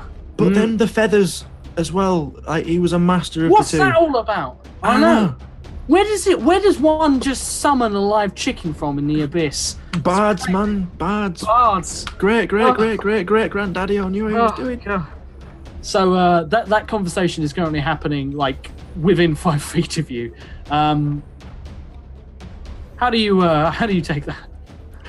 Zaki just looks at the couple pretty coldly and taps him on the shoulder like, bring that chair inside right now or you're gonna have a little bit of trouble. Sorry, I didn't catch your name, he says to Dresden. Dresden. How about you? I am the rejected hatred of the mother child. I heard Brian. Brian! I like Brian. I like Brian too. I tell you what, one day maybe I'll have stories like yours to tell. They could be the life of Brian. Yes, I am all for it. Okay. You follow your dreams, Brian. You I follow will your do. dreams. And he sort of like picks up a chair and just says, "I'll be inside. Like when you're done with this, like just fine. I'll be at the bar." And he sort of like drags this huge chair inside, like just struggling. Like takes his swords off because they're weighing him down, just like bringing it indoors. And then Zakine is gonna fly over the house towards that half dragon thing. Cool, yeah, you see this dragon, which is sort of like everyone, you actually will see what appears to be like the fighting is sort of subdued for a minute, and everyone is just staring at a figure in the center of time. He's smiling. It looks like a sad smile, to be honest. Like, he's happy, but he's sort of like, he remembers a time that it was a better day. He remembers, it's nostalgia, that kind of like, he wishes it was still around, but it's past. It's just deep and complex, and it has everyone's attention in town. Seeing how that guy's drawing the attention, Zakine is gonna go in for an attack on the half dragon. Cool, give me an attack at advantage, because he most definitely was not expecting to be aerial bombarded. Fuck. Sweet. Okay. Nice. Hold on. Something is gonna be added to that, because allies within 5 feet, so... crap, that should be 2. I was because damn! 4. Yeah. That should be 46 now. I'm with Dr. Plasma there with that reaction of just the fuck. But still, 12 extra damage on top of 10 already. Let me just check his health. Give me a killing blow. Basically, she drops right in front of him and is like, she waits for a second and then just thrusts the short sword up his abdomen. It sort of like skewers this guy, and he sort of looks to you, confused, maybe angry, you're not really sure, and then looks back to Finbar, and then looks to you again. Who's looking at me? Do you speak Draconic? I do. Yes, I do actually. Oh yeah, so Finbar speaks Draconic. Does anyone else in the meeting sort of point speak Draconic? I speak Galgatron, but yes. Oh yeah, Galgatronic. Yes, Galgatronic. Galgatronic is also the best name for a techno band. I patent that right here, right now. It's recorded. We have evidence. Zaki unfortunately only speaks Infernal and Common. Okay, so Finbar, you actually hear him just saying like, but why? Like, who is this guy? Like, why is he? I'm dying, and he collapses on the floor, just like, oh fuck, I have lost a lot of blood. It would appear as though these creatures have no idea why we are slaughtering them. Although it seems clear to us, for they have broken into our homesteads and attempted to steal our prostitutes, which is something I cannot abide by. So, Lizard. A couple of kobolds around, just like he does have a fair point. We are breaking into their homes. Yeah. Speaking of which, and the battle resumes like as the kobolds go back. Very good. Very good. A brief parley, and then People to places. And action. 1, 2, 3, 1. So Leo, in front of you is a very dead, run-through dragonborn, half dragon, that is lying slumped on the floor. It's like his blood is starting to seep through the floors. He still looks like he has a questioning look upon his face. But you will see that there are two other sort of larger creatures in this central area around what is basically just a really large. There's like a slight raised platform, almost like a bandstand, I guess. That kind of sort of thing that has been erected in the center of the town as like a meeting place, a stage to address the town. And one of them is up there. He actually has a small cadre of guys with him. Looks like a couple of kobolds who are watching out for him. They actually have magic in their hands. These appear to be sorcerer kobolds. And you will also see that the other one is currently marching his way into a large building, which is essentially a communal sleeping area. So you've got what looks Gentlemen. like to be the leader. Need we have any more reason to slaughter these kobolds aimlessly? No. I say no. I'll address the kobold, in fact, and say, "You over there." Yes. Will good. Me or the one next to me? All of you at once, but only one of you reply. Now, Okay. we are wondering why you have come here to our homestead to steal our prozzies. We don't want to steal anything. We just want you all to die. Well, we don't. I mean, we just. Well, that's more reasonable. Yeah. That much I can mean, understand. Indeed. I wish many of these men to die. Or have done. And not you specifically, just some of them, mostly the farmers, actually. Would you? I mean, if you're looking for a job, I know she's hiring? recruiting. Oh, who's the big boss? She's like me, but Right. much larger, like bigger than him. Like a Galgatron? Sure, whatever that is. Oh. Bigger than that. Great or maybe Scott. smaller. Somewhere around that region. So she has sent you here to murder us, correct? No, she No? just she told us to kill someone. We're here to kill someone specifically. Okay, who needs to die?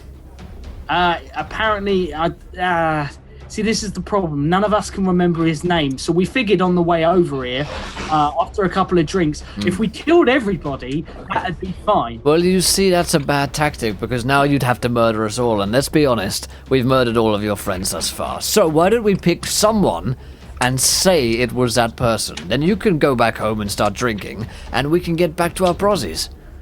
Okay, all right. We're looking for someone named Furbold?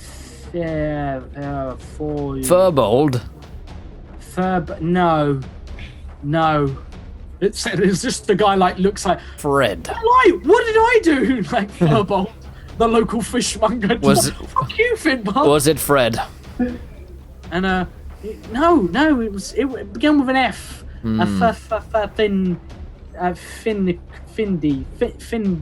Fin. Can anybody fucking remember? Oh, wait, it could be Finbar, that man dead there. Yes, I think You've done it. Finbar? Indeed, yeah, Finbar. You've That's done it, my friends. You have succeeded in your task. Did you even... That man back there, behind the house. You see? Oh, how about... Wait, I could take you to Finbar's house, if he's still alive. Roll me a persuasion check. I'm actually... bit of a minx at this. 19. They're gonna roll. I'm gonna give them. They don't have a particularly good modifier, but I'm gonna give them advantage for the fact that Finbar has quite clearly just said, "Hey, that's Finbar dead on the floor over there. Or I could take you to his house if he's still alive. Yeah, they're pretty dumb though, right? So No, it's I wasn't sure if there was actually a dead body on the floor. So Oh yeah, there are definitely dead. if bodies there's a on- dead body, I'll point at that, I guess. They have no, they don't. They have no modifier to insight at all. So yeah, on a 16, they just people sort of seem like there's that awkward moment where the villagers are like have like swords and what look like harpoons and just various other weapons, and they're like defending their homes, and all the kobold have a nasty habit of just stopping fighting to have chats. Yeah. And they're not really sure if they should be continuing the fight. It's really awkward. Well, gentlemen, it would appear as though that man there is Finbar, and he's dead. So, you've done it. Why don't we get a couple of rounds in for you on your turn leg? You go back to your mistress and tell her that you've done your job, and we'll just carry on drinking here, knowing safe in the knowledge that Finbar the Bard is dead. I mean, roll me another persuasion to see if you can get them to just leave. Or have a drink and leave. Yes, indeed. How's a 23 for you, my kobold friend? 23. A 23 is the exact number of kobolds that are around. However, the half dragon in the center of town, I presume you're speaking in common. They're all the kobolds. If they speak common, then yeah. They've all been speaking in common. The half dragon in town just looks very confused about this whole exchange, and he's going to point towards you, and he's going to try and intimidate them to attack you for disrupting the fight, because this is quite. They're here to do some shit, and they're not doing. I'll whisper shit. to the group, they can't take me. I'm the most famous bard around. They are going to intimidate. He intimidates a couple of them. Let's roll a. You have 8 kobolds and the half dragon to contend with, guys. Damn. The kobolds standing around. There's 4 sorcerer kobolds who are standing around the half dragon, who most definitely are not going to step on his toes. But like 4 of them are just like, I mean. We could kill one more, right? I mean, there's no harm in killing. What about the mouthy one that keeps talking? And these 4 come at you. Yeah. I will turn invisible. Just before you do that, I'm gonna end the longest turn in existence. I will misty step and then teleport away. About 6 seconds. Exactly. Yeah, sounds about right. So Leo, all of this is sort of going on. Finbar has the attention of almost everyone in the square. It's kind of confusing. There's a dead half dragon in front of you, but you've eyed up and you've seen that there's one who's gone inside the building, who hasn't emerged, but you don't hear like screams coming from within. So maybe there's no one in there, or maybe everyone has already just been killed brutally. You're not sure. There's him in there. He's sort of like across the way on the other side of the square, and then there's this one in the center of the square on the bandstand, who is sort of looks pissed off, also confused because he doesn't seem to speak common and doesn't know what Finbar is doing, and pretty violent. He also has a great sword. Okay, I'm gonna make my way over to the one in the center, and as I walk, my great sword just starts glowing intense light. Cool. Like you watch as like a couple of the kobolds are just staring at Finbar. One of them says, "Oh, sorry, mate." Just steps out your way, just like, sorry, didn't see you there." Wow. Oh, it's quite alright, my friend. No, I no, just step on one of them and it's dead. Yeah, it's just like one of them just like, well, I no longer owe him money. And you get sort of like to the steps of the bandstand, and that is where the fight sort of resumes as 4 of them are going up, 4 kobolds that seem to be rushing Finbar, and there are 4 in front of you, sorcerers, and 1 half dragon. Oh dear. Whose turn is it? It's Leo's. Oh, Lee easy. I use my main action to cast Channel Divinity to add my charisma to my chance to hit.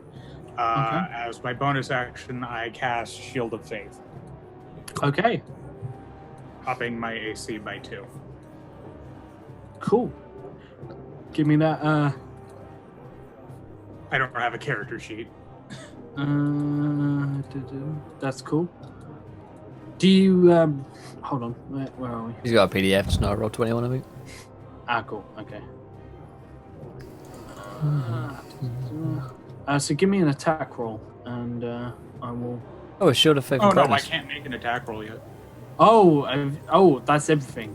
Okay, right. Yeah, Sacred Weapon takes my action, and then Shield of Faith can be cast as a bonus. Actually, I'm gonna say you can have an attack simply because Finbar just had the longest conversation in the world. With See, via my speaking, everyone gets extra actions. This is fantastic. Because when Will doesn't shut up. Hey man, I was running for an hour and a half. I get a 5-minute talk. Yeah. Okay. This is to hit. That's on the wrong page. Okay. So good. I remember my first time on Twitch. Wow. That was right now. A 17 Savage. unfortunately does not hit. So as you Damn. bring this burning, flaming sword up, or like glowing sword up, you meet with his sword, which equally burns, but it burns with a heat as opposed to sort of radiance, and it snarls at you, spits something out in Draconic. And the sorcerers around you realize that someone with a greatsword has come right up into their midst and decides, fuck that shit. And they're going to hop over the edge and get clear. And they're all going to pick targets. So we're going to have... 2 of them are going to aim for... 2 of them are going to go for Caracas because he's probably the... Oh, by the the way, big- Jamie, you have a nat 20 by your name. I don't know if I announced it or not. But you do have a nat 20 from You Lauren. did not. Well, now I did. We were saving it for the opportune moment. Then I get to use my nat 20 goblet. Oh! Fucking hell, edgelord. Oh. You've got the pimp chalice, and you Yeah. got the pimp chain. You got the pimp rapier, the pimp cane rapier. In which case, I'm just going to bring out my TPK mug. And, Damn it. Well, then I'll bring out my basic bitch Starbucks cup. is your Who name wins, spelled really? right? I have the One Ring mug. Does that get me anything? Can I turn invisible and run away now, please? I have a Death Star ice mold that currently has nothing in it and is useless in its state right now. I have a Does that Morris count? Davis mug from Josh. I'd show you about my bottle of kombucha, but I don't want to get shamed again. That's what is that plasma? It's It looks like a pirate- shrunken head. It's a pirate coconut. Top Nice. Of course it is. The It- Does swag. it scare me? Unlikely. you are not afraid. I'm afraid. That's pretty fucking intimidating. I like it. I'm just that cool that I drink from a mason jar because I am that 21st century. And speaking of which, kobolds are going to rain down fire upon people. Somehow that related. That was a segue, I swear. So 2 at Caracas with a +3 on top of those. So a 19 and probably a miss on a 30. Yeah, the 19 hits. So you are going to take... All the damages. that's way too high. 1d100. Yeah, that's an appropriate amount of damage. All right, I'll see you guys later. It's been a great time. Yeah, exactly. So you're going to take 12 fire damage. Damn. Ouch. That was a hit and a half. As this kobold vaults over the edge, and these 4 they haven't joined in any of the conversation. They're not wearing ragged robes. They're not wearing mismatched stuff. They actually have sort of like what looks like scaled robes. It's obviously not real scales, but they shimmer. They're sort of like a black but pearlescent red. They look very much they almost look like priests or cultists or something like that. And one of them sort of launches down. He lands slightly funny. He hurls a bolt of flame at you. But as you stagger, you just take the second bolt from the other one, who just marks you straight in the chest. And not such fun times. The next one is... ignore that entirely. The next one's coming right for Zaquin for being the person who just killed one of their bosses. For a 21. So Owie. It's a downside of murdering bosses, I guess. It happens. 12 damage again. Damn. Holy mackerel. That is fire damage. Oh, fire. Yeah, that's hot. I was going to say, I think that makes all the difference. And the last guy is going to... he's going to shoot at the paladin. So, Leo, you're going to take one. That's way too high. Nope. It's 17 here. Nope. So, My AC is now 19. Oh wait, no, you're fighting the boss, aren't you? In which case he's going to shoot at Finbar because he just jumped away from you. Because fuck that shit. So Finbar, does a 12 hit you? A 12 will not hit Finbar, the most famous of bards.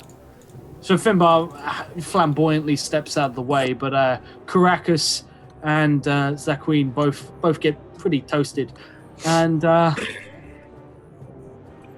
speaking of Caracas, it is your turn. Little dog wizard.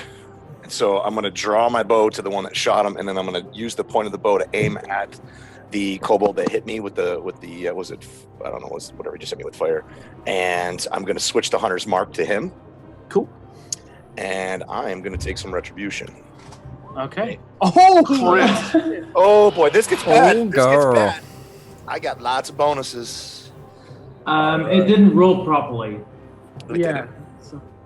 So you've got... What happened Just there? roll the damage. So you got 1d8 plus... Oh yeah, the additional damage didn't do it right. Yeah, so Okay, so I have hunters, so I'm doing 1d8 plus... Oops. 1d8 for the longbow, then you've got the 1d6 for Hunter's Mark. No, wait, 2d6. Yeah. Because crit. Oh yeah, 2d8. So it's 2d8 then, right? 2d8. It's actually 3d8 because I have savage attack because I am a half orc. damn. All damage dice are getting doubled. Yeah, everything that you crit gets doubled. Okay, all so dice. okay, so that's gonna be 3d8 plus hunters. Oh wow! All right, 3d8. Could potentially live, I think, maybe. No, that's not. Oh, that was horrible. All right, so that doubles. That's 12. Then plus 4, so 18. On the money kills him. How do you describe this? Basically, getting hit in the chest and then like the running shot as you fall, Yeah. sort of like Checks roll the wind. backwards. So Yeah. he gets hit, and the fire just hits him in the chest, and he kind of singes, and he licks up, and he growls. And as he takes the step forward, he draws the bow, and he whips the tip of the arrow facing him. So the hunter's mark switches, and as he's running, he lets it go, flying right into his eye. So yeah, the guy there's And a he growls, kobold. "Ah!" There's a kobold standing next to him, like one of the ones who's decided to opt out of this fight, and he just sort of looks to this sorcerer and is just like, "Wow, that was an amazing shot!" And then like the sorcerer goes to sidestep, and these vines just come out from the ground, hold him in place, and he just turns its head, distracted for a second, and an arrow just goes straight through its eye out the back of his head, and he collapses on the floor. And this spectator just like, "Yep, that's what we do. We Two do for one Caracas. thing. 2 for Caracas. We do a thing and then we die horribly. It's what we were born to do." What a glorious time to be a kobold. And next up we have Dresden. So Dresden, far away from the fight. Not far away, but far enough. Far enough away. You are sort of there chatting to a couple of people. There's some people who've staggered out who haven't. They just don't buy the fight. They're just like, it's probably like we're being raided. It's fine. It's just people are drunk. Abortion. This is fine. Thank you, Truey Bag. I appreciate it, man. Welcome in. Have you talked to Brian? Brian's great. Brian's is little. Hello, I'm Brian. Oh, you're still. I thought you went to the bar. No, Brian's just waving at you from the bar. Oh, hi, Brian. The door's wide open. He's just like, hello. After all this, I'll tell you the story when I turned into a Hydra twice. And as I say that, I kind of like just shuffle backwards out of the door and decide I'm interested in what everything else is happening now. He's and just kind of like- look down the main street and see what's what. Yeah, he just, so we see Brian just, wow, this place is awesome. And he sits and he waits for Zach Queen to return to serve alcohol because there's no bar. So he literally sits at the bar attentively, too polite to like make a fuss, waiting to be served for what could be some time. I love him. He's great. Brian is wonderful. Classic So, Brian.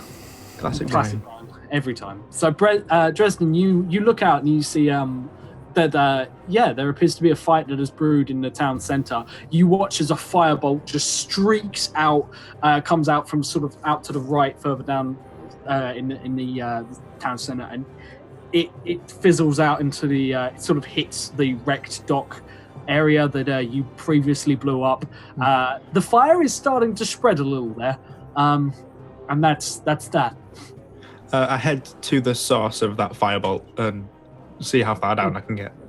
You come around the corner to see that Leo has sort of like striding through people and locking blades with this what looks like a lizard-like creature, like a kobold but much bigger. You're not really sure. And on the floor is one of these things that is dead. There are maybe somewhere in the region of 25 kobolds kicking around. Most of them aren't doing anything. 4 of them are rushing Finbar, who's in sort of like near the center of town. There is 4 sorcerers, and as you sort of come around the corner, you watch Caracas turn that number to 3 as he blows the head off one thing with a bow in pretty gruesome fashion. It appears there's a fight commencing in town, quite a large one. Fair enough. I'm not going to go for the little ones because, they remind me of Brian at this point. Yeah, exactly. So I'm going to go for one of the big ones. As you do. That's generally my mentality on a night out. I'm just like, I'm going to go for the biggest guy here. It's just how I roll, really. Yeah, just while I'm here, as you do. Alone in a room with Will. Yeah. I'm going to go for the biggest guy in the room. I'd like to. Who's alone in a room with me? Out. What's happening? No, I'm too young for this. With the rapier out, just sort of pimp walk up to the one fighting Leo. You're doing the pimp swagger with the rapier cane? Yeah. And so that there's no chance that this won't look cool, I will use the 20. You used the net 20, so you going up like you come up next to Leo. So Leo, and this half dragon are locked swords. Like both swords are glowing. There's sparks emerging between the two, and up next to you appears Dresden, and the half dragon suddenly realizes you have assistance, pushes you back, and Leo sort of like he creates a small gap between the two of you. Even in that 20 won't outright kill this guy, but it's going to seriously hurt him. So That's just the point. roll me some damage. So that's a rapier is a D8, so that would be a 2D8. Indeed. Can I add them all in the same roll? I don't know if I can, because it's all different dice. Yeah. It would be 2d8 plus 46 for the sneak attack. Yeah, but can I do that all in one roll, or do I have to roll each individual type of No. dice? Yeah, you can do it in one. Just plus. Right. Just add them up. Cool. So that'd be because would I get sneak attack on this? Yeah, in a rogue? you were standing next to an ally, so yeah. Cool. So that's at this level.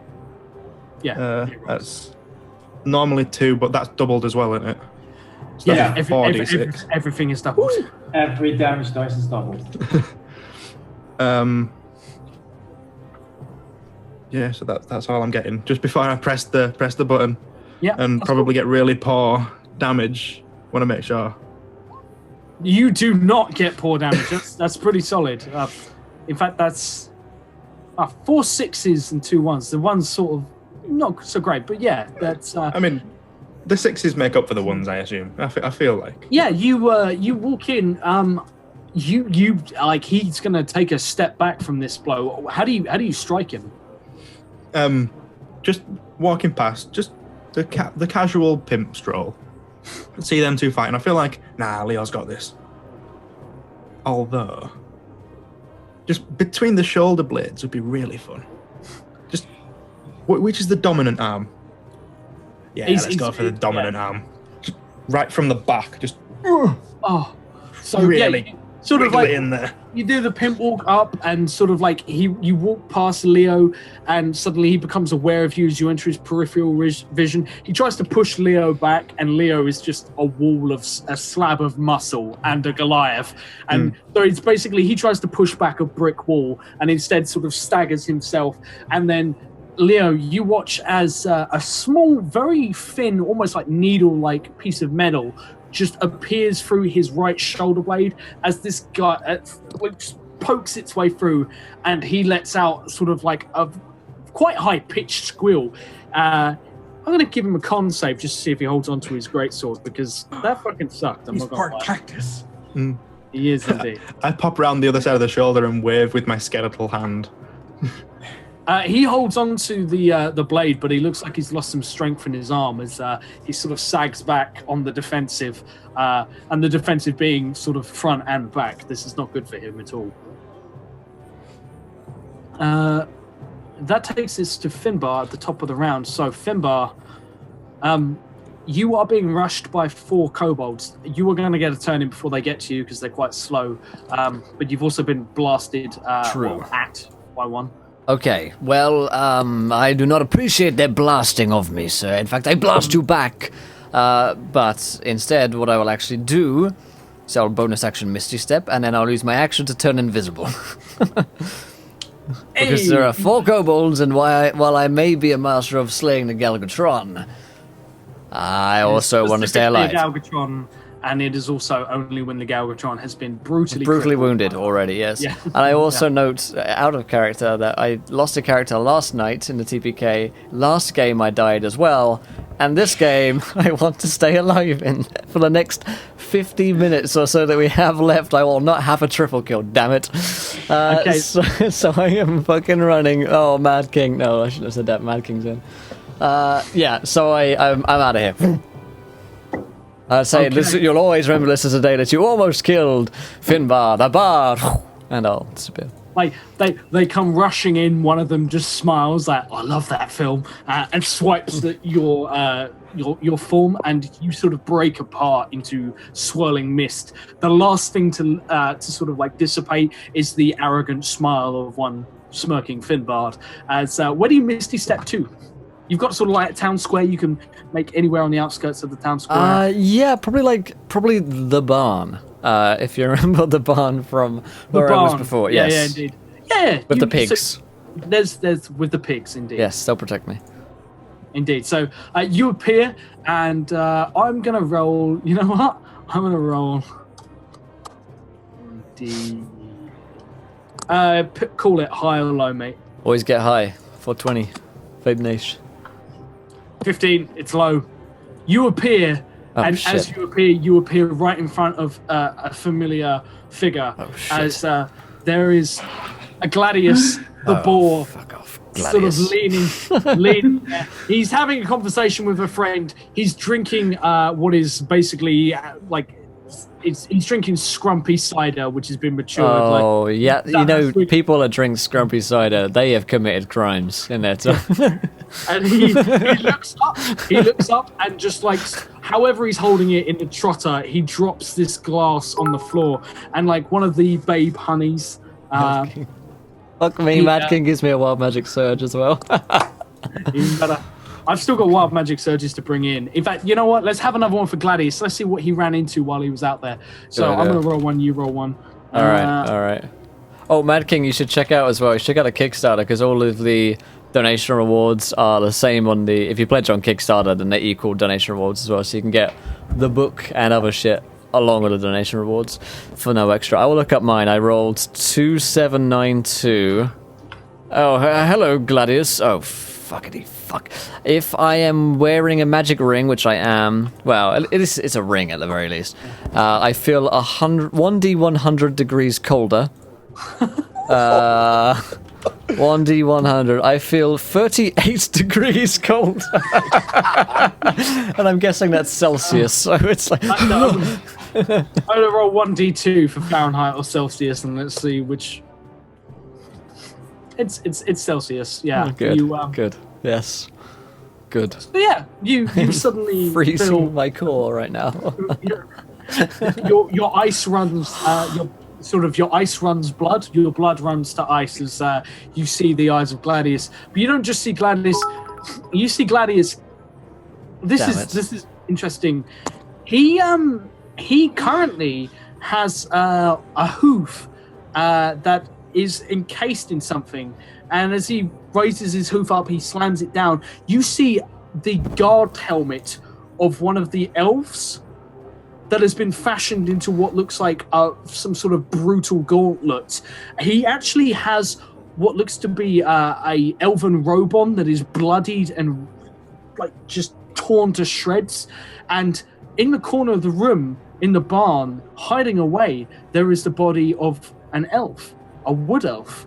Not one you recognize, but it appears that Gladius now reacts violently to any representative of the king. Now, he went after you you stiffed.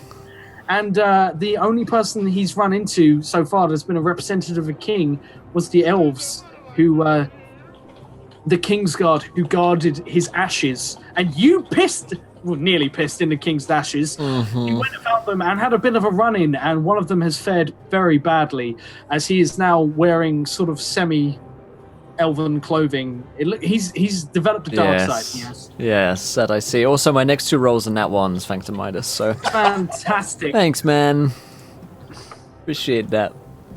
I'm on the other side now. There's no 20s coming in. Yeah. Okay. I actually see two nat ones. Ooh. Yeah. I look at Gladius and I weep softly. Okay, he's going on a 13. So I'll just add him into the initiative there, so he can kill you at that particular point. Good, And, very good. Gladius is not to be fucked with. But do you then turn invisible? Yes. Cool. I would have turned invisible after the Misty Step because that would have undone my invis, so yeah. So you appear, he sees you, you vanish. Disappear, and then I run. I use my move to run, I guess. Cool. Yeah. So we'll get to that in just a moment. Zaqueen, you have just been firebolted by one of these sorcerers. There are only 3 left standing. There's a fight going on between Dresden, Leo, and one of the half-dragons. There's also one half-dragon loose in one of the communal buildings, and a bunch of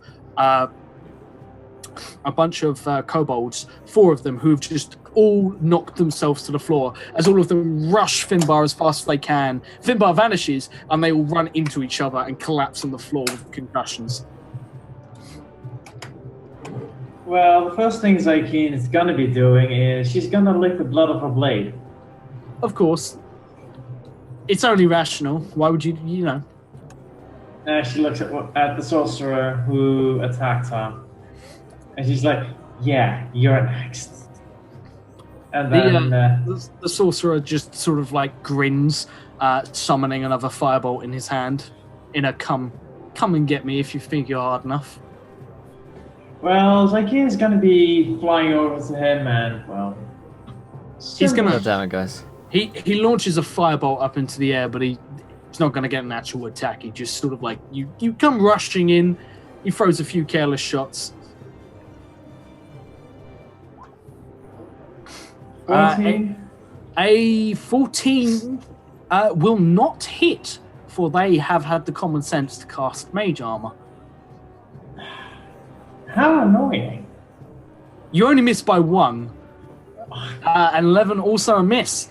As the first one comes in and most definitely hits, but it hits something like a scintillating film that sort of ripples. It's completely invisible, and then suddenly it is entirely Judo's chin. Just appears majestic as fuck, and just like that jawline deflects the blow out of nowhere. And then the second one just comes wide as your second swipe is thrown off by the fact that apparently he appears to have something protecting him. Anything else in your turn? Nah, that's gonna be it. Cool. He's going to give you an attack of opportunity. Because he's going to back the fuck up because he is not prepared to fight someone in close quarters. That hits. That absolutely hits. You describe me finally sort of breaking through this barrier and wounding him. Basically, she's like, well, that arm is throwing the fireballs. Let's cut it off. And she just swings with her full might. It sucks. It really sucks. But he's going to get back far enough to launch a firebolt at you again. And I'm presuming a 21 will hit. Yeah, that'll hit. So you are going to take an additional 7 fire damage, so half 3. You take 3 as the... And she just takes it and is like, brushes it off a little bit and like, what do you want? Also, thank you so much to Judo, donates £15. He says, war's not going down on my watch. Nat 20 for the party. Thank you, Judo. Okay. Ooh. Right. I wasn't gonna let that happen my first time here. Thank you, man. So I'm gonna say for your rolls, you can either I'm gonna say, Will, you can tell me what you try and do, and then you can roll the D2. If you roll a 1, you nat 1 on it. If you roll a 2, you nat 20 on it. But do I keep my nat 20 for a different time? So the roll is just which one gets used. Which in the one moment. gets used rather than which one? Yeah. Okay. Yeah. Okay. Is it my turn? Sorry. No, it's just Cameron. But we have kobolds. One of them is going to. 4 of them are going to get back up, and they are going to rush. Who's nearest? It'd probably be Caracas. So they're going to rush Caracas. So 4 kobolds rush you. They're not particularly quick, to be completely honest. Josh, that is also 3,075 on Kickstarter, which means your decision here.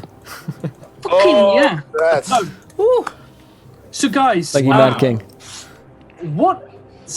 Guys, I need something because I've got a wild magic surge here, and there hasn't been a right time to bring it in yet. So you guys are going to help me bring in something that is going to be awesome, I promise you.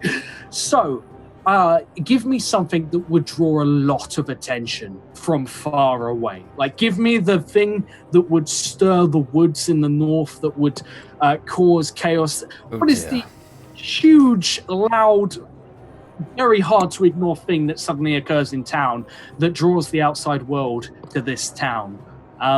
Because a lot of fun stuff is about to happen. That's what I need, including my death. including you.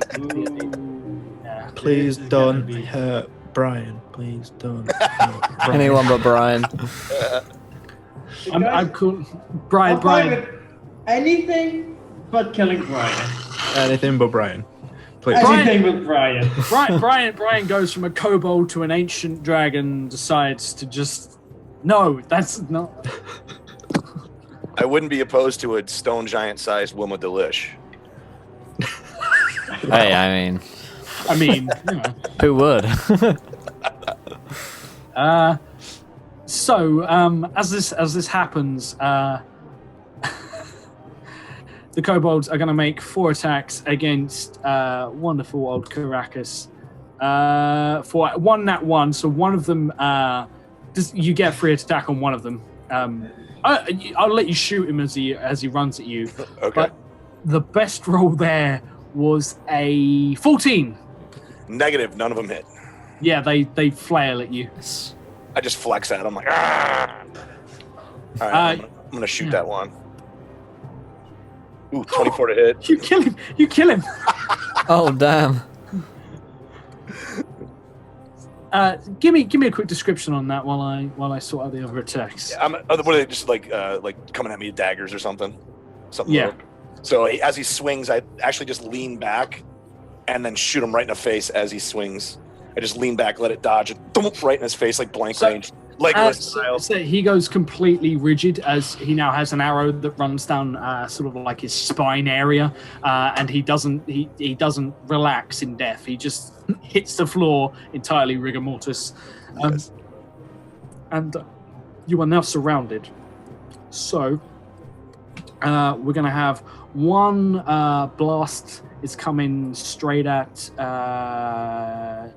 So one's going for Zakin. For a 13. Doesn't hit. Nice. Nailed it. One of them is gonna fire at Leo for another firebolt. That's a slash, not a plus. Does not hit. And the last one is gonna roll a 1d3. He's going for Caracas. Damn. So Caracas is a 15 hit. Does not hit. AC is 16. So everyone, there's a fireworks display goes off as the sorcerers let loose with a volley, and none of them do shit. The half dragon is going to make a swing at our dear friend Leo. Pretty pissed off, pretty much in pain, and he's Come at then me, bro. So where are you? 23 to hit. That will do it. So this will be 2d6. So that'll be 14 damage. 8 of that is fire damage from this greatsword that cuts into you, and it burns. Like it flares up as it hits you, and it sort of it melts through. It's nasty. And it grins at you, and then on its turn, it's going to, and this is kind of horrible. I'm going to need a dex save from Dresden. Fair enough. See.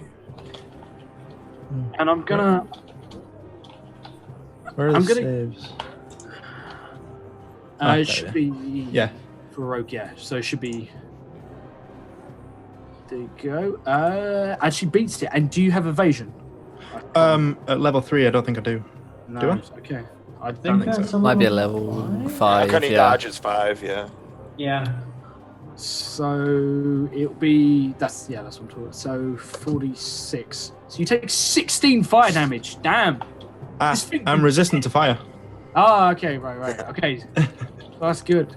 I'm going to give Leo a free attack of opportunity though, because he's going to basically try and drive you back, and he drives you back with a neat swing. But he's full on turns his back on you, and just his jaw sort of like seems to dislocate as he unhurls this huge burst of flame. And this is not what the kobolds did earlier, where they necked something and spat it at you that burnt. This just comes from within like an actual dragon. Nice. He's going to regret that. I'm use the nat 20. Oh, damn. Oh And dear. I'm also going to buff up the damage itself by casting Thunderous Smite. Okay. So give me doubles on everything, and he's quite possibly entirely fucked because he's already taken some pretty nasty damage. It's on the earlier. cards. It is indeed on the cards. So this is just the regular weapon damage. Okay. And Check on this is the thunder damage. That looks. I haven't had them come up yet. Ooh, yeah, I don't see them on Dang it, my I'm on end the wrong page again. Why? Just been rolling. Just been messaging someone on Facebook, just all these rolls. That's the. Oh, I actually did better. Nice. And this is the thunder damage. Okay. Nice. Wow. describe how you decimate this man. This guy, because he only had 18 hit points left, so you killed him on the first swing. Yeah, Not bad. you have completely ruined his day. Tell me how you take the roof off of this this wonderful bandstand. So he turned his back on me. Big mistake, as I have my pride. So in Gent, I literally say, There's 3 lions just next to you. Your pride is here. They're pissed. So I just bring my great sword above my head with both hands, and I just stab it down right into his spine. So, and the moment Nice. he realizes the thunder damage goes off, and he just explodes. Okay, let me just check something. Just how fucked is he? I'm gonna call that, and because of how that just was played out, I'm gonna take this now. So, what Dresden will see from his perspective is you just watch as like there's slight movement behind this. There's a burst of flame as this thing, like its jaw dislocates. It launches forth this huge, this rippling, like flame engulfs you. You're standing there just sort of like taking the brunt of it, holding up your hand, which is completely undamaged by this, sort of like to shield your face and make sure you're not blinded and your face isn't ruined. And sort of as you bring your hand down, it's still snarling and the fire dissipates, and then suddenly this huge piece of metal just impales it. It goes straight down through, and it comes out through its bottom jaw, splits its bottom jaw in 2, and hits the buries itself in the flooring in front of you. This thing's head is just completely impaled on a spike. And there's a moment where it looks sort of wide-eyed and confused and stunned. And then a bolt of lightning comes down and takes the entire roof of this, like the hammer of the gods comes down. It splits the bandstand. Leo and Dresden, as this happens, you guys are both going to be rolling me strength checks. Oh, that's going to be fun. Strength saving throws, sorry.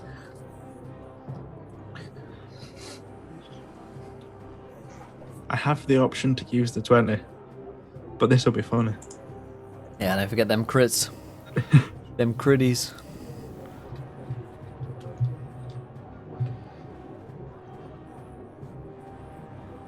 Strength being my worst stat. Oh, damn. Okay. Of course. It's always a dumb stat, really, isn't it? Strength, Yeah, exactly. right? Well, for a rogue, you know, So- proddy. The Goliath, amazingly, is displaced.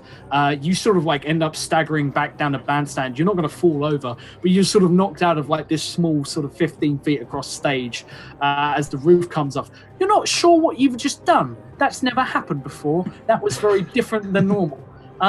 It's the first time for everyone. It's okay. It happened 1 in 3, I hear. But this bolt of lightning, and there is a naked man who is now on the stage in the bandstand.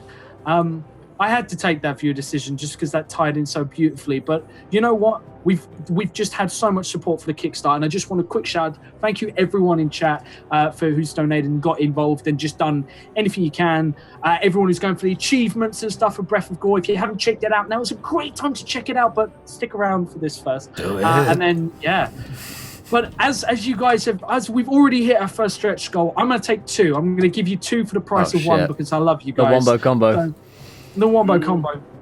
So we'll get a shrieking beam of light from space rips through the sky and strikes the center of town. In its wake, a frantically shrieking nude man, and he begins sprinting round aggressively. But also, we're going to find something else in just a moment. Something I'm going to chuck to Finbar's way because he's away from all this chaos. Oh So- dear. This explodes outwards, and suddenly there's a man who just stands up and he just says, "What the fuck is going on? It's just, what?" And Dresden, he's right in front of you. He's almost sort of like crouched. It looks a bit like he's kind of possibly teabagging this dead corpse of a half dragon who has just been royally coup de grace. as I say that and the whole teabagging fiasco, I'm like, brothel round the corner that way. Thank me later.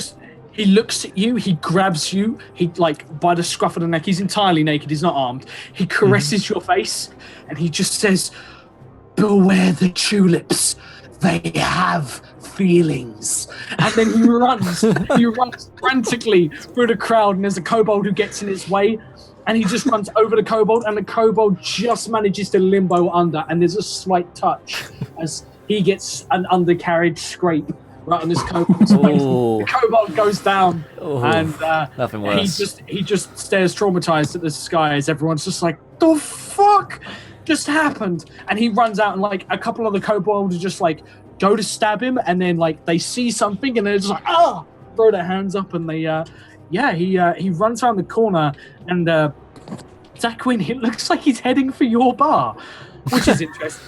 Worrying.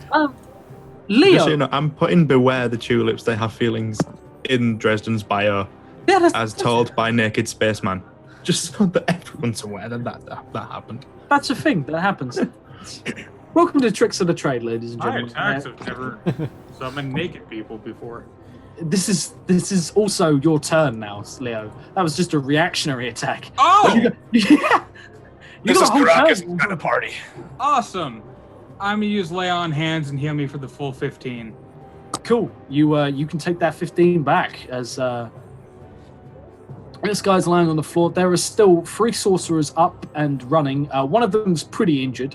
Zaquin got a nasty slice on him as he backed up. But other than that, there's a half dragon somewhere, and there is a nude man who you summoned somehow from the heavens, and then just ran like a lunatic towards the aforementioned but never named brothel. There's so many potential for name. Like it could be. I don't even. That has to be a viewer decision on its own. Yeah. A free viewer decision at least. Yeah. You know, just the chat can do what they want. So I know I'm not gonna mess with the naked guy. Is that a name suggestion?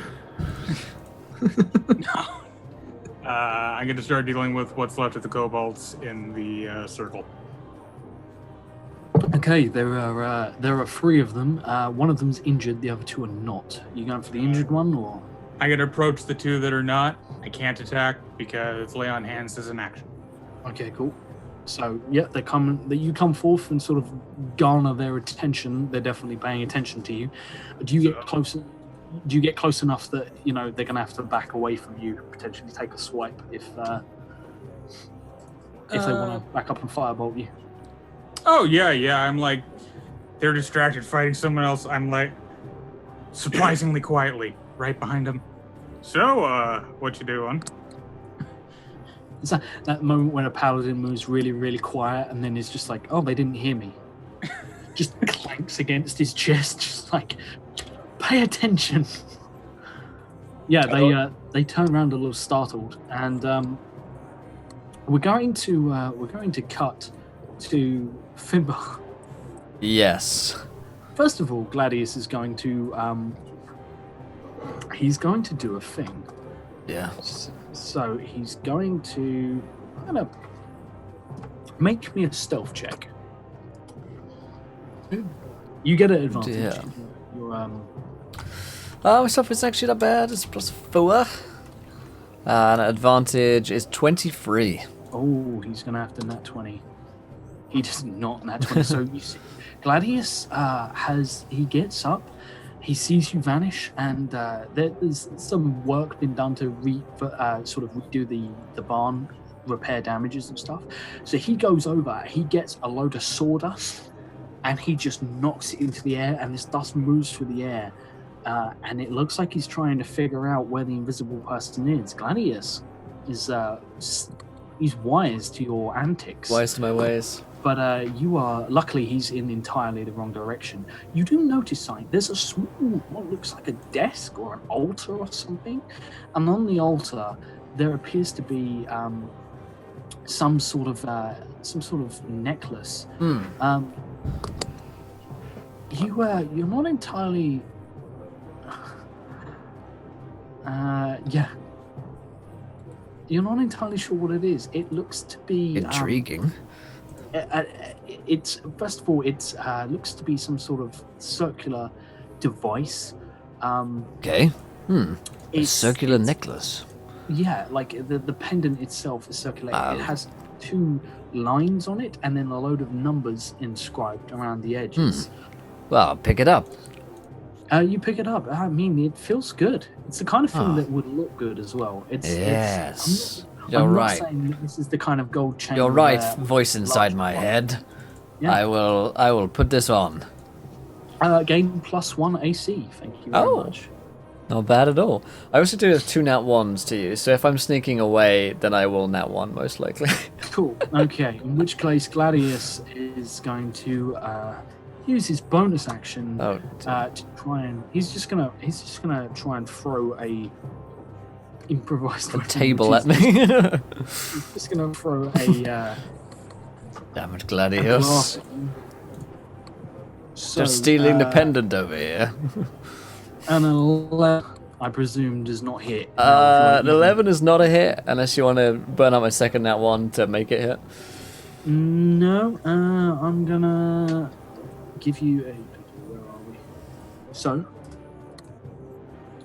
there's that. I So duck under the table.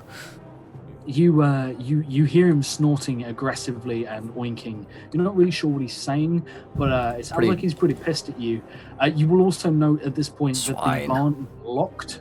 And you would know that they lock the barn from the outside, like normal people. Lock a barn from the inside. Can you misty step to somewhere that you can't see? I think I probably have actions anyway, having snuck and picked up pendant and dodged table. So It's not even your turn. Not even my turn, yeah. As you occur, sort of like I wanted to see you sort of dance around each other. So Caracas, shit be going down in town centre. All manner of craziness has happened, but most importantly, a man just ran past you entirely naked, and he paused by you for a brief second and just said, "They're coming. They're coming. All of the old ones are coming." And they bring with them 6 seconds is up, and he runs past because he's 6 seconds to talk. Are they naked too? Yes. Party! he runs back, yes, and then runs away. Stop using my bonus actions, you turd. All right, so the 3 are still around me, and Leo's on the other side of them. Is that the same group of 3 that we're attacking? Yes. Yeah. Okay. And so I'm in melee range at this point, correct? Because they were attacking. Okay. Yeah. Could I drop my longbow and draw both of my short swords? Yeah, a lot. Okay.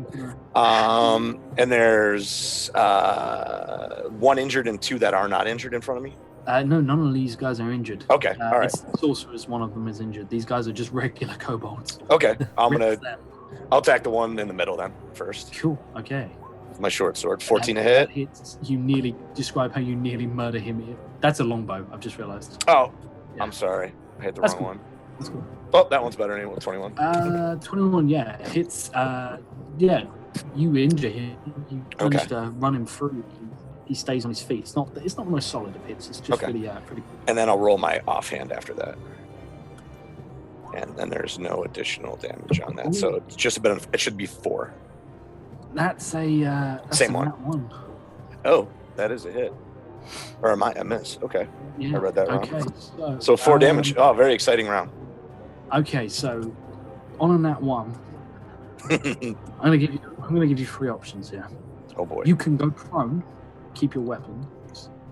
You can lose both your short swords and be disarmed, or something happens to your bow.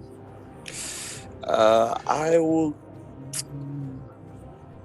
The devil's bargain. Yeah, Man, all right. I'm gonna go prone. Cool. Okay.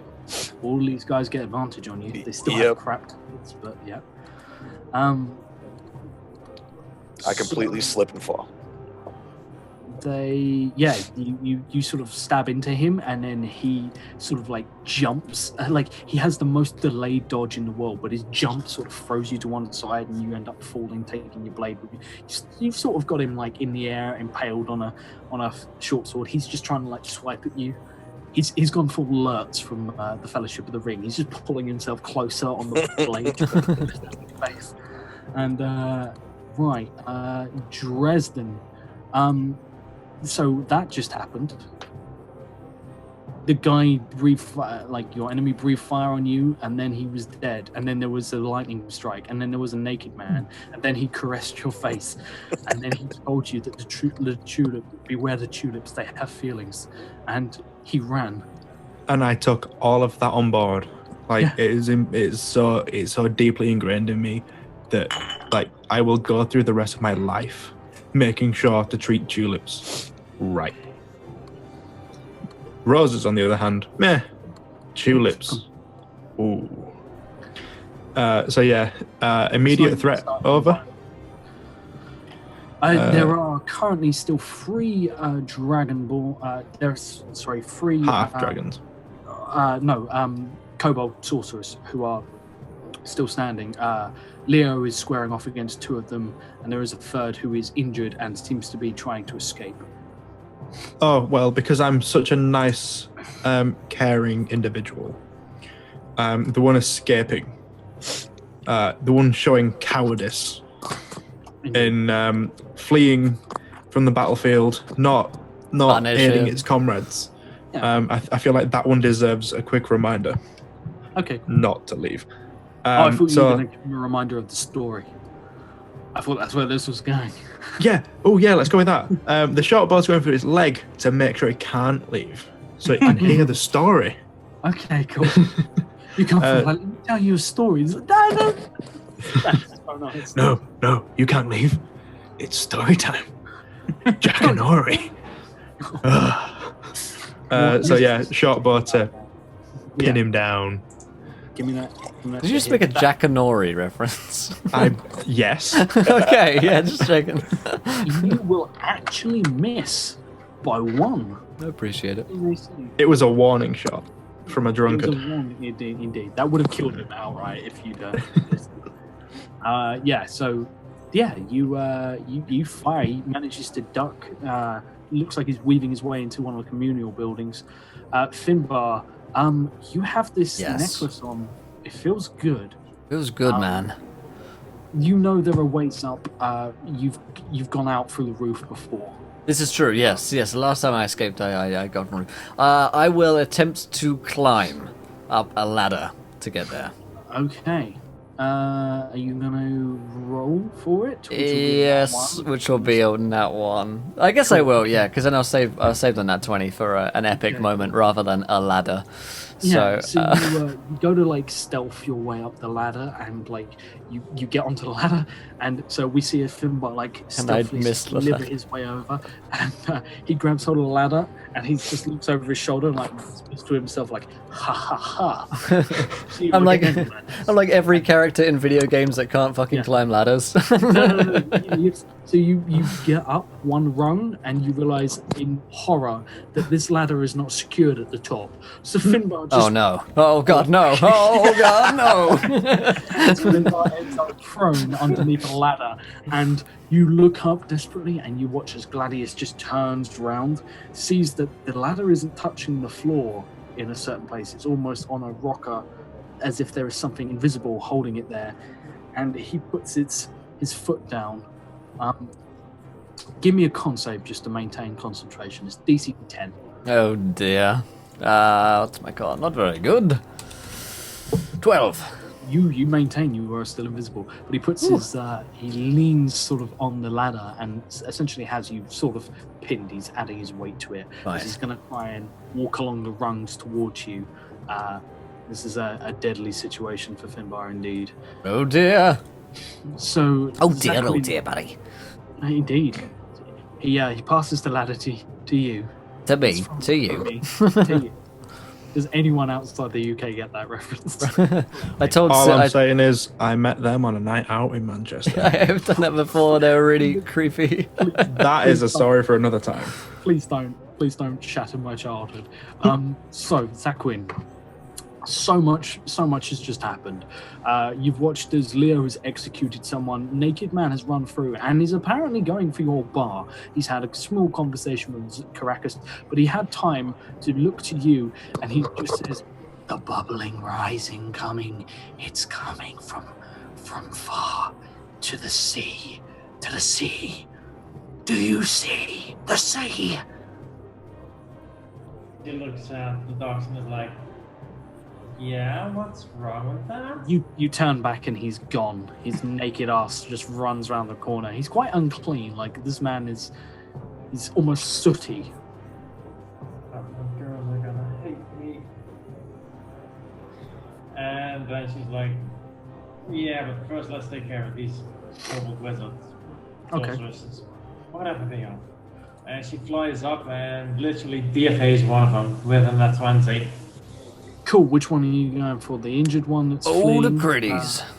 No, one that's engaged by Leo. What are you using?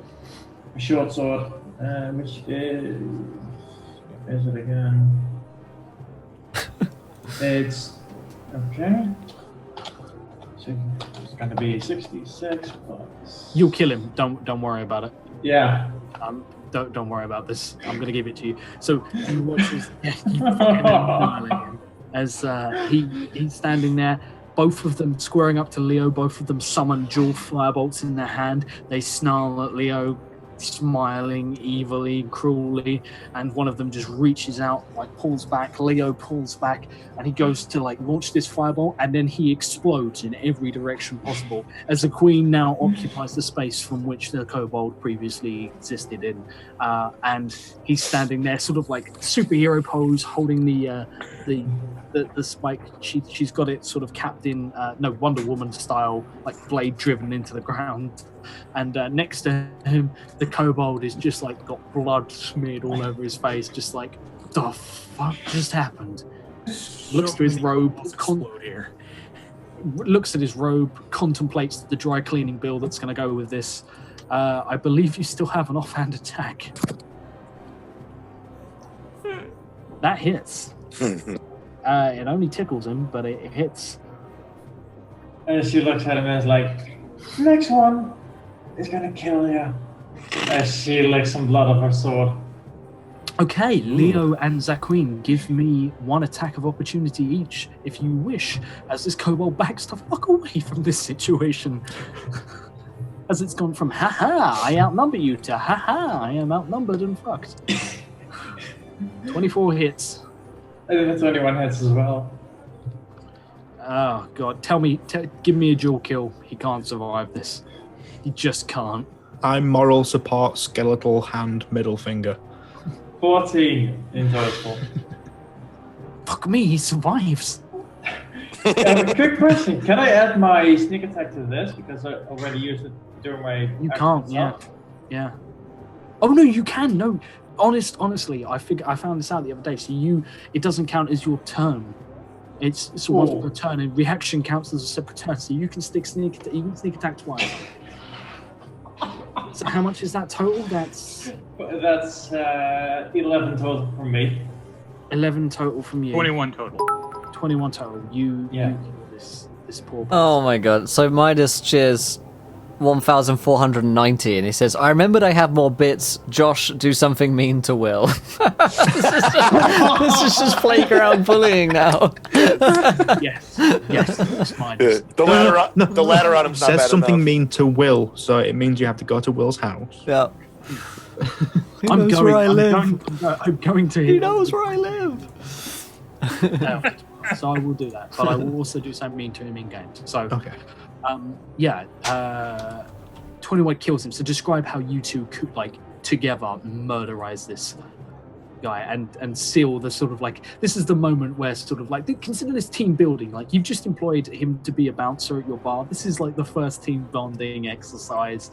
Let's brutally murder a kobold sorcerer. How does this throw down between Leo and Zaquin? Well, I think Zai's basically gonna jump off a little so that if Leo's gonna be swinging wide, she's not gonna get hit, and then just start straight down.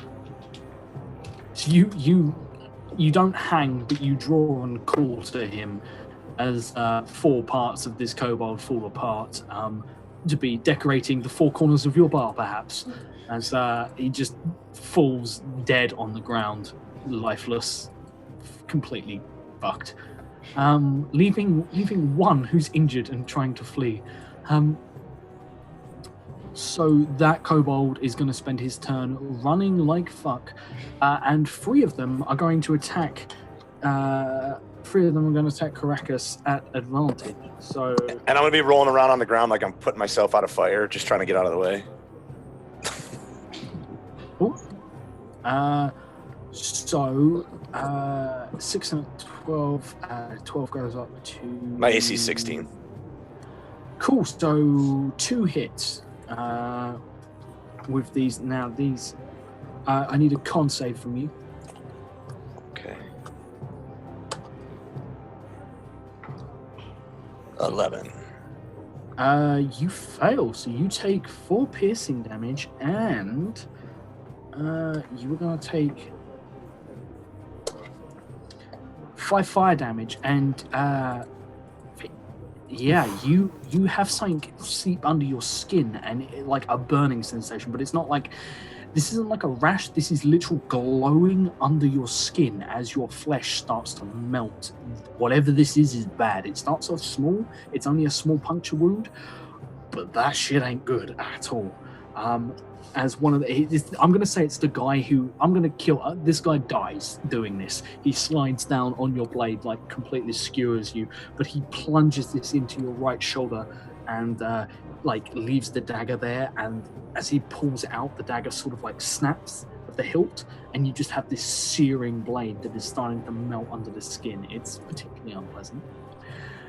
I'm going to assume with that con save, I lost concentration on Hunter's Mark, too. No, give me a con save. You've got to give me a separate one, because this Okay. is that's just to see if you are poisoned by this stuff. No, Yeah, 8. You will lose that. Yeah.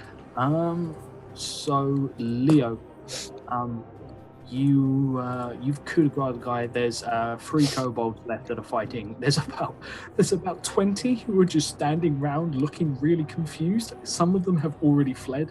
Some of them are trying to casually walk out as a group.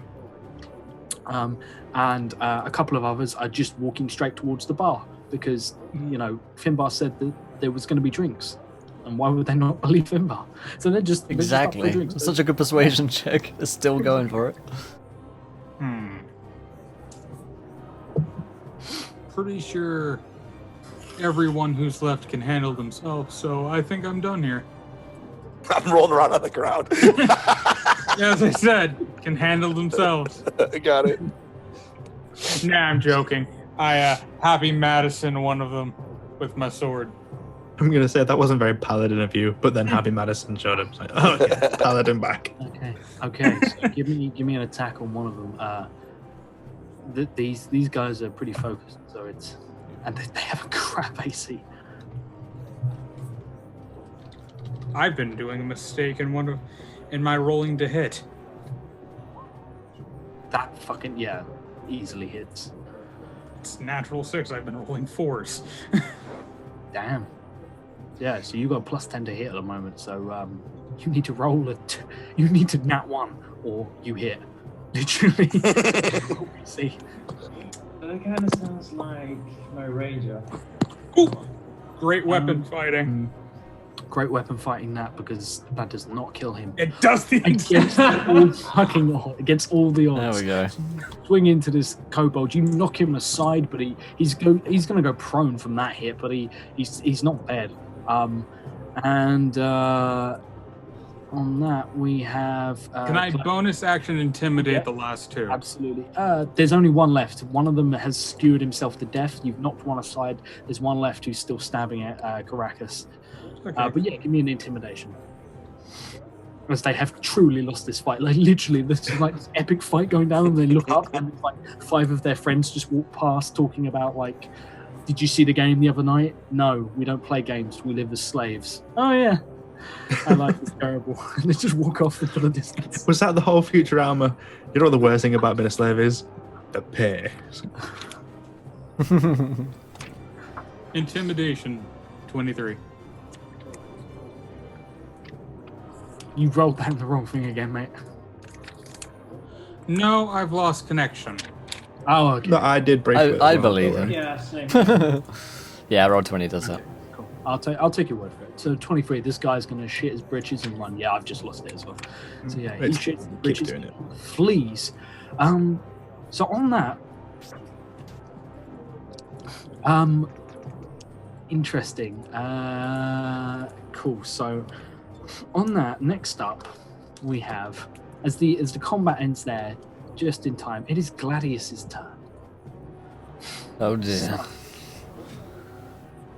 This is a Midas. This is a Midas special. So Midas there's gonna touch, be- yeah.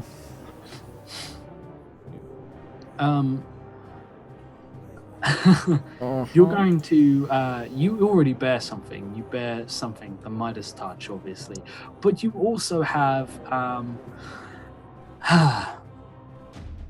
very pissed off Gladius above you, and Gladius looks down to you, and you can't tell what it is that's in his eyes other than hatred, but there's something there, and he seems a little amused. So he's going to reach down, and as he reaches down, you see that in his trotter he has something, and it flares up, and he puts it into the ground next to you, like just he misses just, and you feel the heat of it sort of burn, almost brand the ground. It looks like he's trying to brand you with something, some sort of sigil. Oh dear. Is this escapable? You could roll me in athletics if you want to try and push it. Ooh, how lucky am I feeling? I do have the nat 20. You do have a nat 20. Whereabouts is he trying to brand me? He can't see you, so he Oh, could hit okay. your You can face. hit me fucking anyway, yeah. Okay, yeah, let's spend a nat 20 because I need my good looks. So you spend your nat 20, but the curse of the Midas touch Damn. gives someone else a nat 1. So this fight is over in the town square, but I'm going to throw a nat 1 to somebody, so I'm going to roll 1d. Oh, wow. I love baiting you, Will. So Debated. on a 3, so Zaquin, unfortunately, you come back to your bar, and you're going to find that between Brian and the Naked Man, there has been some redecorations. As Brian has tried to make friends with this Naked Man, and the Naked Man is angry. He wields a chair stool, like bar stool, in one hand. He has what looks to be a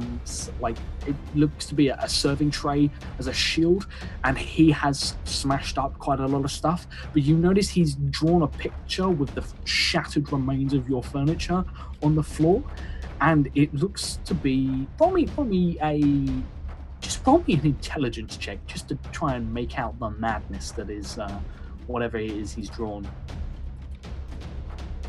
And in the meantime, Finbar, you managed to pull free. Yes. Just as you do, I'm going to let you choose. You can be locked in here, but manage to get free, Okay. or you can take the brand and escape. Oh, And I am not taking that brand. No, I can go for a episode next week where I escape. That can happen. okay, that's cool. That's cool. So you are still Wishful here. thinking. Yeah. Might as well be here next week, right? And before we wrap up there were some wild magic surges. I haven't forgotten about them. So this lightning bolt has summoned something.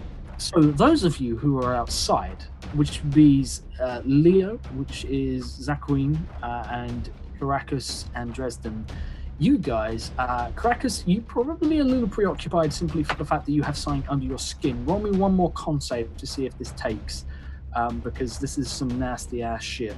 That is, Oh, oh dear. So Caracas, I'll get He to that. still in a has a second. nat 20. oh yeah, yeah. can I use my nat 20 on that? You do. Okay, you do. So you Yeah, basically tell Thank like you. Caracas just like it starts to take hold. You watch as it's sort of like the roots spread, this glowing, almost red veins out beneath your skin.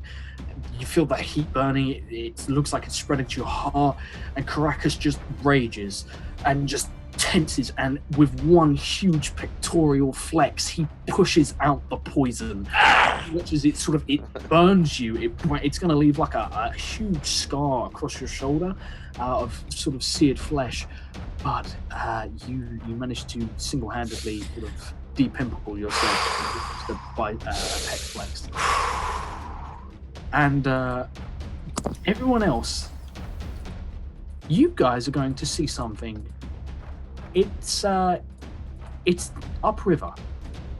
It is far to the west. You can't quite tell how far. Roll me a perception check, and I'm going to give Zaquin the chance to fly up and see something as well, if you would like. Because you're the one who's got. So who's rolling perception? Everyone. Zaquin is definitely going to take flight and take a good look there. So. Okay. So, Finbar, unfortunately, you're not going to see this. Oh dear. Yes, I'm in a barn, of course.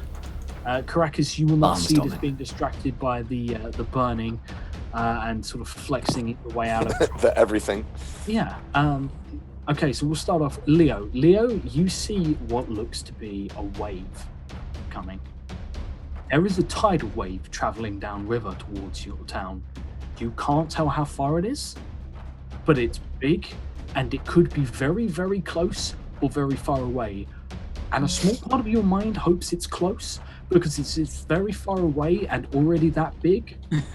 That is possibly the end. That is rushing towards town, and people see it and start to panic. However, we have the wonderful Zaquin, who sort of like heads up into the air to get a better glimpse of this, but you were distracted by the fact that you have noticed. You remember how the forest was far away? It's not far away anymore. The forest is moving towards you at quite some speed. And the forest is bigger than you remember it being. There is a march of trees coming towards you. A stampede. And finally, Dresden. You look out there and you remember something that you were told. And you overheard something that Caracas was told. Caracas was told about a great swell, so was Zaquin, about the water. Zaquin was asked, do you see the sea? There is a tidal wave heading downriver towards the sea. Huge body of water, and Caracas will also. You remember that. It was water was mentioned. Water was the theme, but you remember plant life. I do. The tulips indeed. have feelings. The tulips.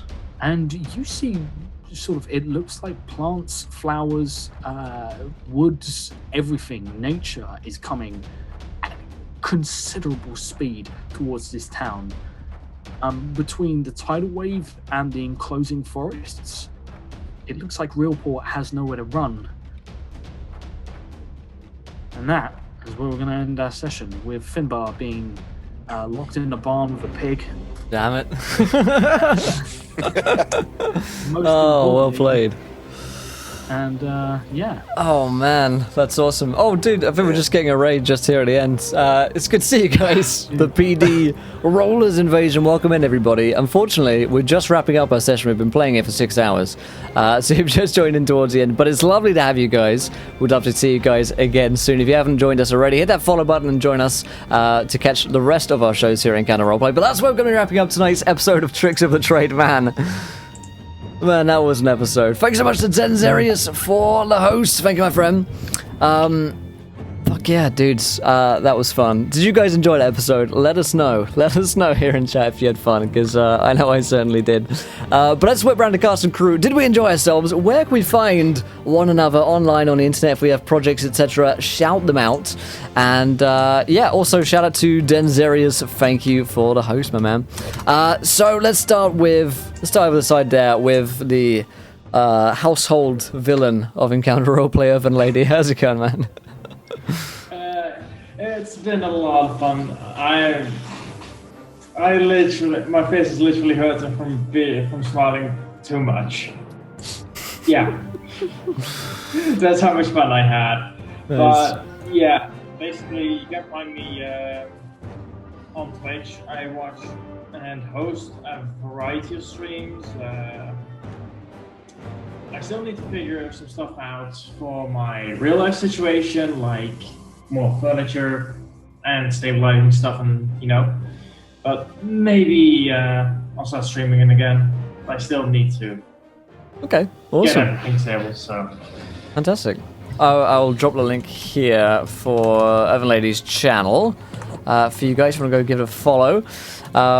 Thank you guys for the invasion. Glad to hear it. Nice to meet you guys. And as I mentioned, we stream all the time, so drop by any time. We can chat more and learn more about your channel. I've given you a follow, Denzero, so I'll try and catch you next time when you're live, my man. Let's go to Dr. Plasmus. I'm Dr. Plasmus. I am mainly a chef. I've been role-playing for 1.5 years. I can be found either as Dr. Plasmus on Twitch or Dr. Plasmus on Twitter. I don't really have the equipment to properly stream for myself, but most of the time for the past 1.5 years, I've been playing with a man named Jared, and his Twitch channel is The Other Jared. So if you're looking for me, go find him. All right, awesome. Jamie. Well, tonight was fun. Dresden is quickly becoming one of my favorite characters that I've played, and this is only the third time I've played him, just because of this game. Like, it's just so bizarre and the best thing ever. Honestly, like, whenever he can come back is always going to be a joy. Mm-hmm. Yeah, I now have a little buddy that I named, like a kobold. I named the kobold. Like he has a person name now. Proud of you. I'm Brian. Yeah, Brian. Brian is glorious. Brian needs. I am a Brian. Brian is a new species we've discovered recently. Yes. Well, this is even better. First of my kind. So yeah, that's great. Hopefully we'll hear more about Brian later on. First of his name, King of Leandals, yeah. Yeah. You can find me here, there, and everywhere. A little bit on Twitter, a little bit here on the session before this one. So this is my 6th hour on Encounter Roleplay today. Man. So thanks for having me for this long. Yeah, thanks for sticking around, dude. Yeah, no, it's perfectly fine. Whenever you want, I won't go away. You I'll just hang around. Like a I'll bad just penny. stay in the Zoom. You don't even have to put me on the stream. I'll just sit there like, watch. You're just like that rash that Finbar's had for years. Yeah, trust me. no, It's been not difficult just to like, shift. I am. I It's actually am literally rash. that. Rash game sentient. I have. But other than here, I play D&D on my friend Susanna Grace's channel. So checking her out would be great. She's an art streamer, but she also streams games and things like that. And she's also now allowed to have subscribers. Oh my So god, if they you let don't her. do that- They let her. They I know, let it's her like, out, jeez. But no, please show some love over there. It'd be greatly appreciated. But also show some love to the Kickstarter. I mean, it might already be fully. The goal might have been reached, but we can be overachievers. We can. Let's Who be doesn't want to be an overachievers. overachiever? Sorry, that wasn't quite as intimidating and impressive as the other breath, which is the breath of gore. It's So he did almost that. like he planned that. Oh See my what you god. see what you did there. Yeah. See what you did there. I could almost appreciate that if I didn't. If you didn't hit him for getting there first. So much. Yeah, that's it. But yeah, guys, 3K on the Kickstarter. Fucking awesome. Thank you so much for that. And Judo.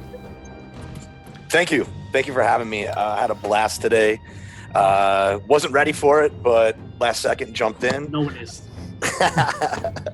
But no, I really appreciate the opportunity to jump in. I've been watching here in the channel for over a year now, and I got my face on the screen for the first time, so it was an experience. It was a great time. I am Judo Killer here on Twitch.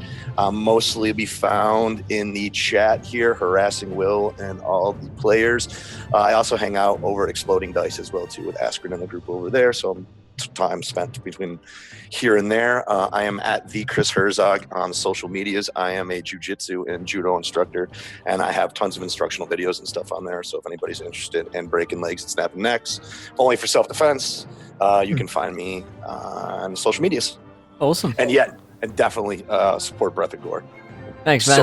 So looking forward to that. Yeah. Fuck me, 3K at the moment. So that's the first stretch goal done in. God, when did we launch? On Monday, and now it's Thursday. So fuck yeah. The next stretch goal is at 3,500. 4 new landscape art pieces will be made for the project. So if you haven't seen the artwork yet, check out the Kickstarter to give it a look. We're going to be heading over to Bobanor's channel after this. We'll give him a host, and he's just gotten his sub button. So I'm going to go over there and subscribe to my man who's needed that sub button, deserved it for goodness knows how long now. So yeah, we're gonna go over there, my friends. Hopefully you enjoyed it, and we'll be back on Sunday, if not sooner. I might be able to stream tomorrow, but Kickstarter is kicking my ass at the moment, so I'm gonna try and actually get some sleep. But until then, my friends, try not to roll too many nat ones. We want to be laughing when you do, and good night. Goodbye. See you guys. Bye.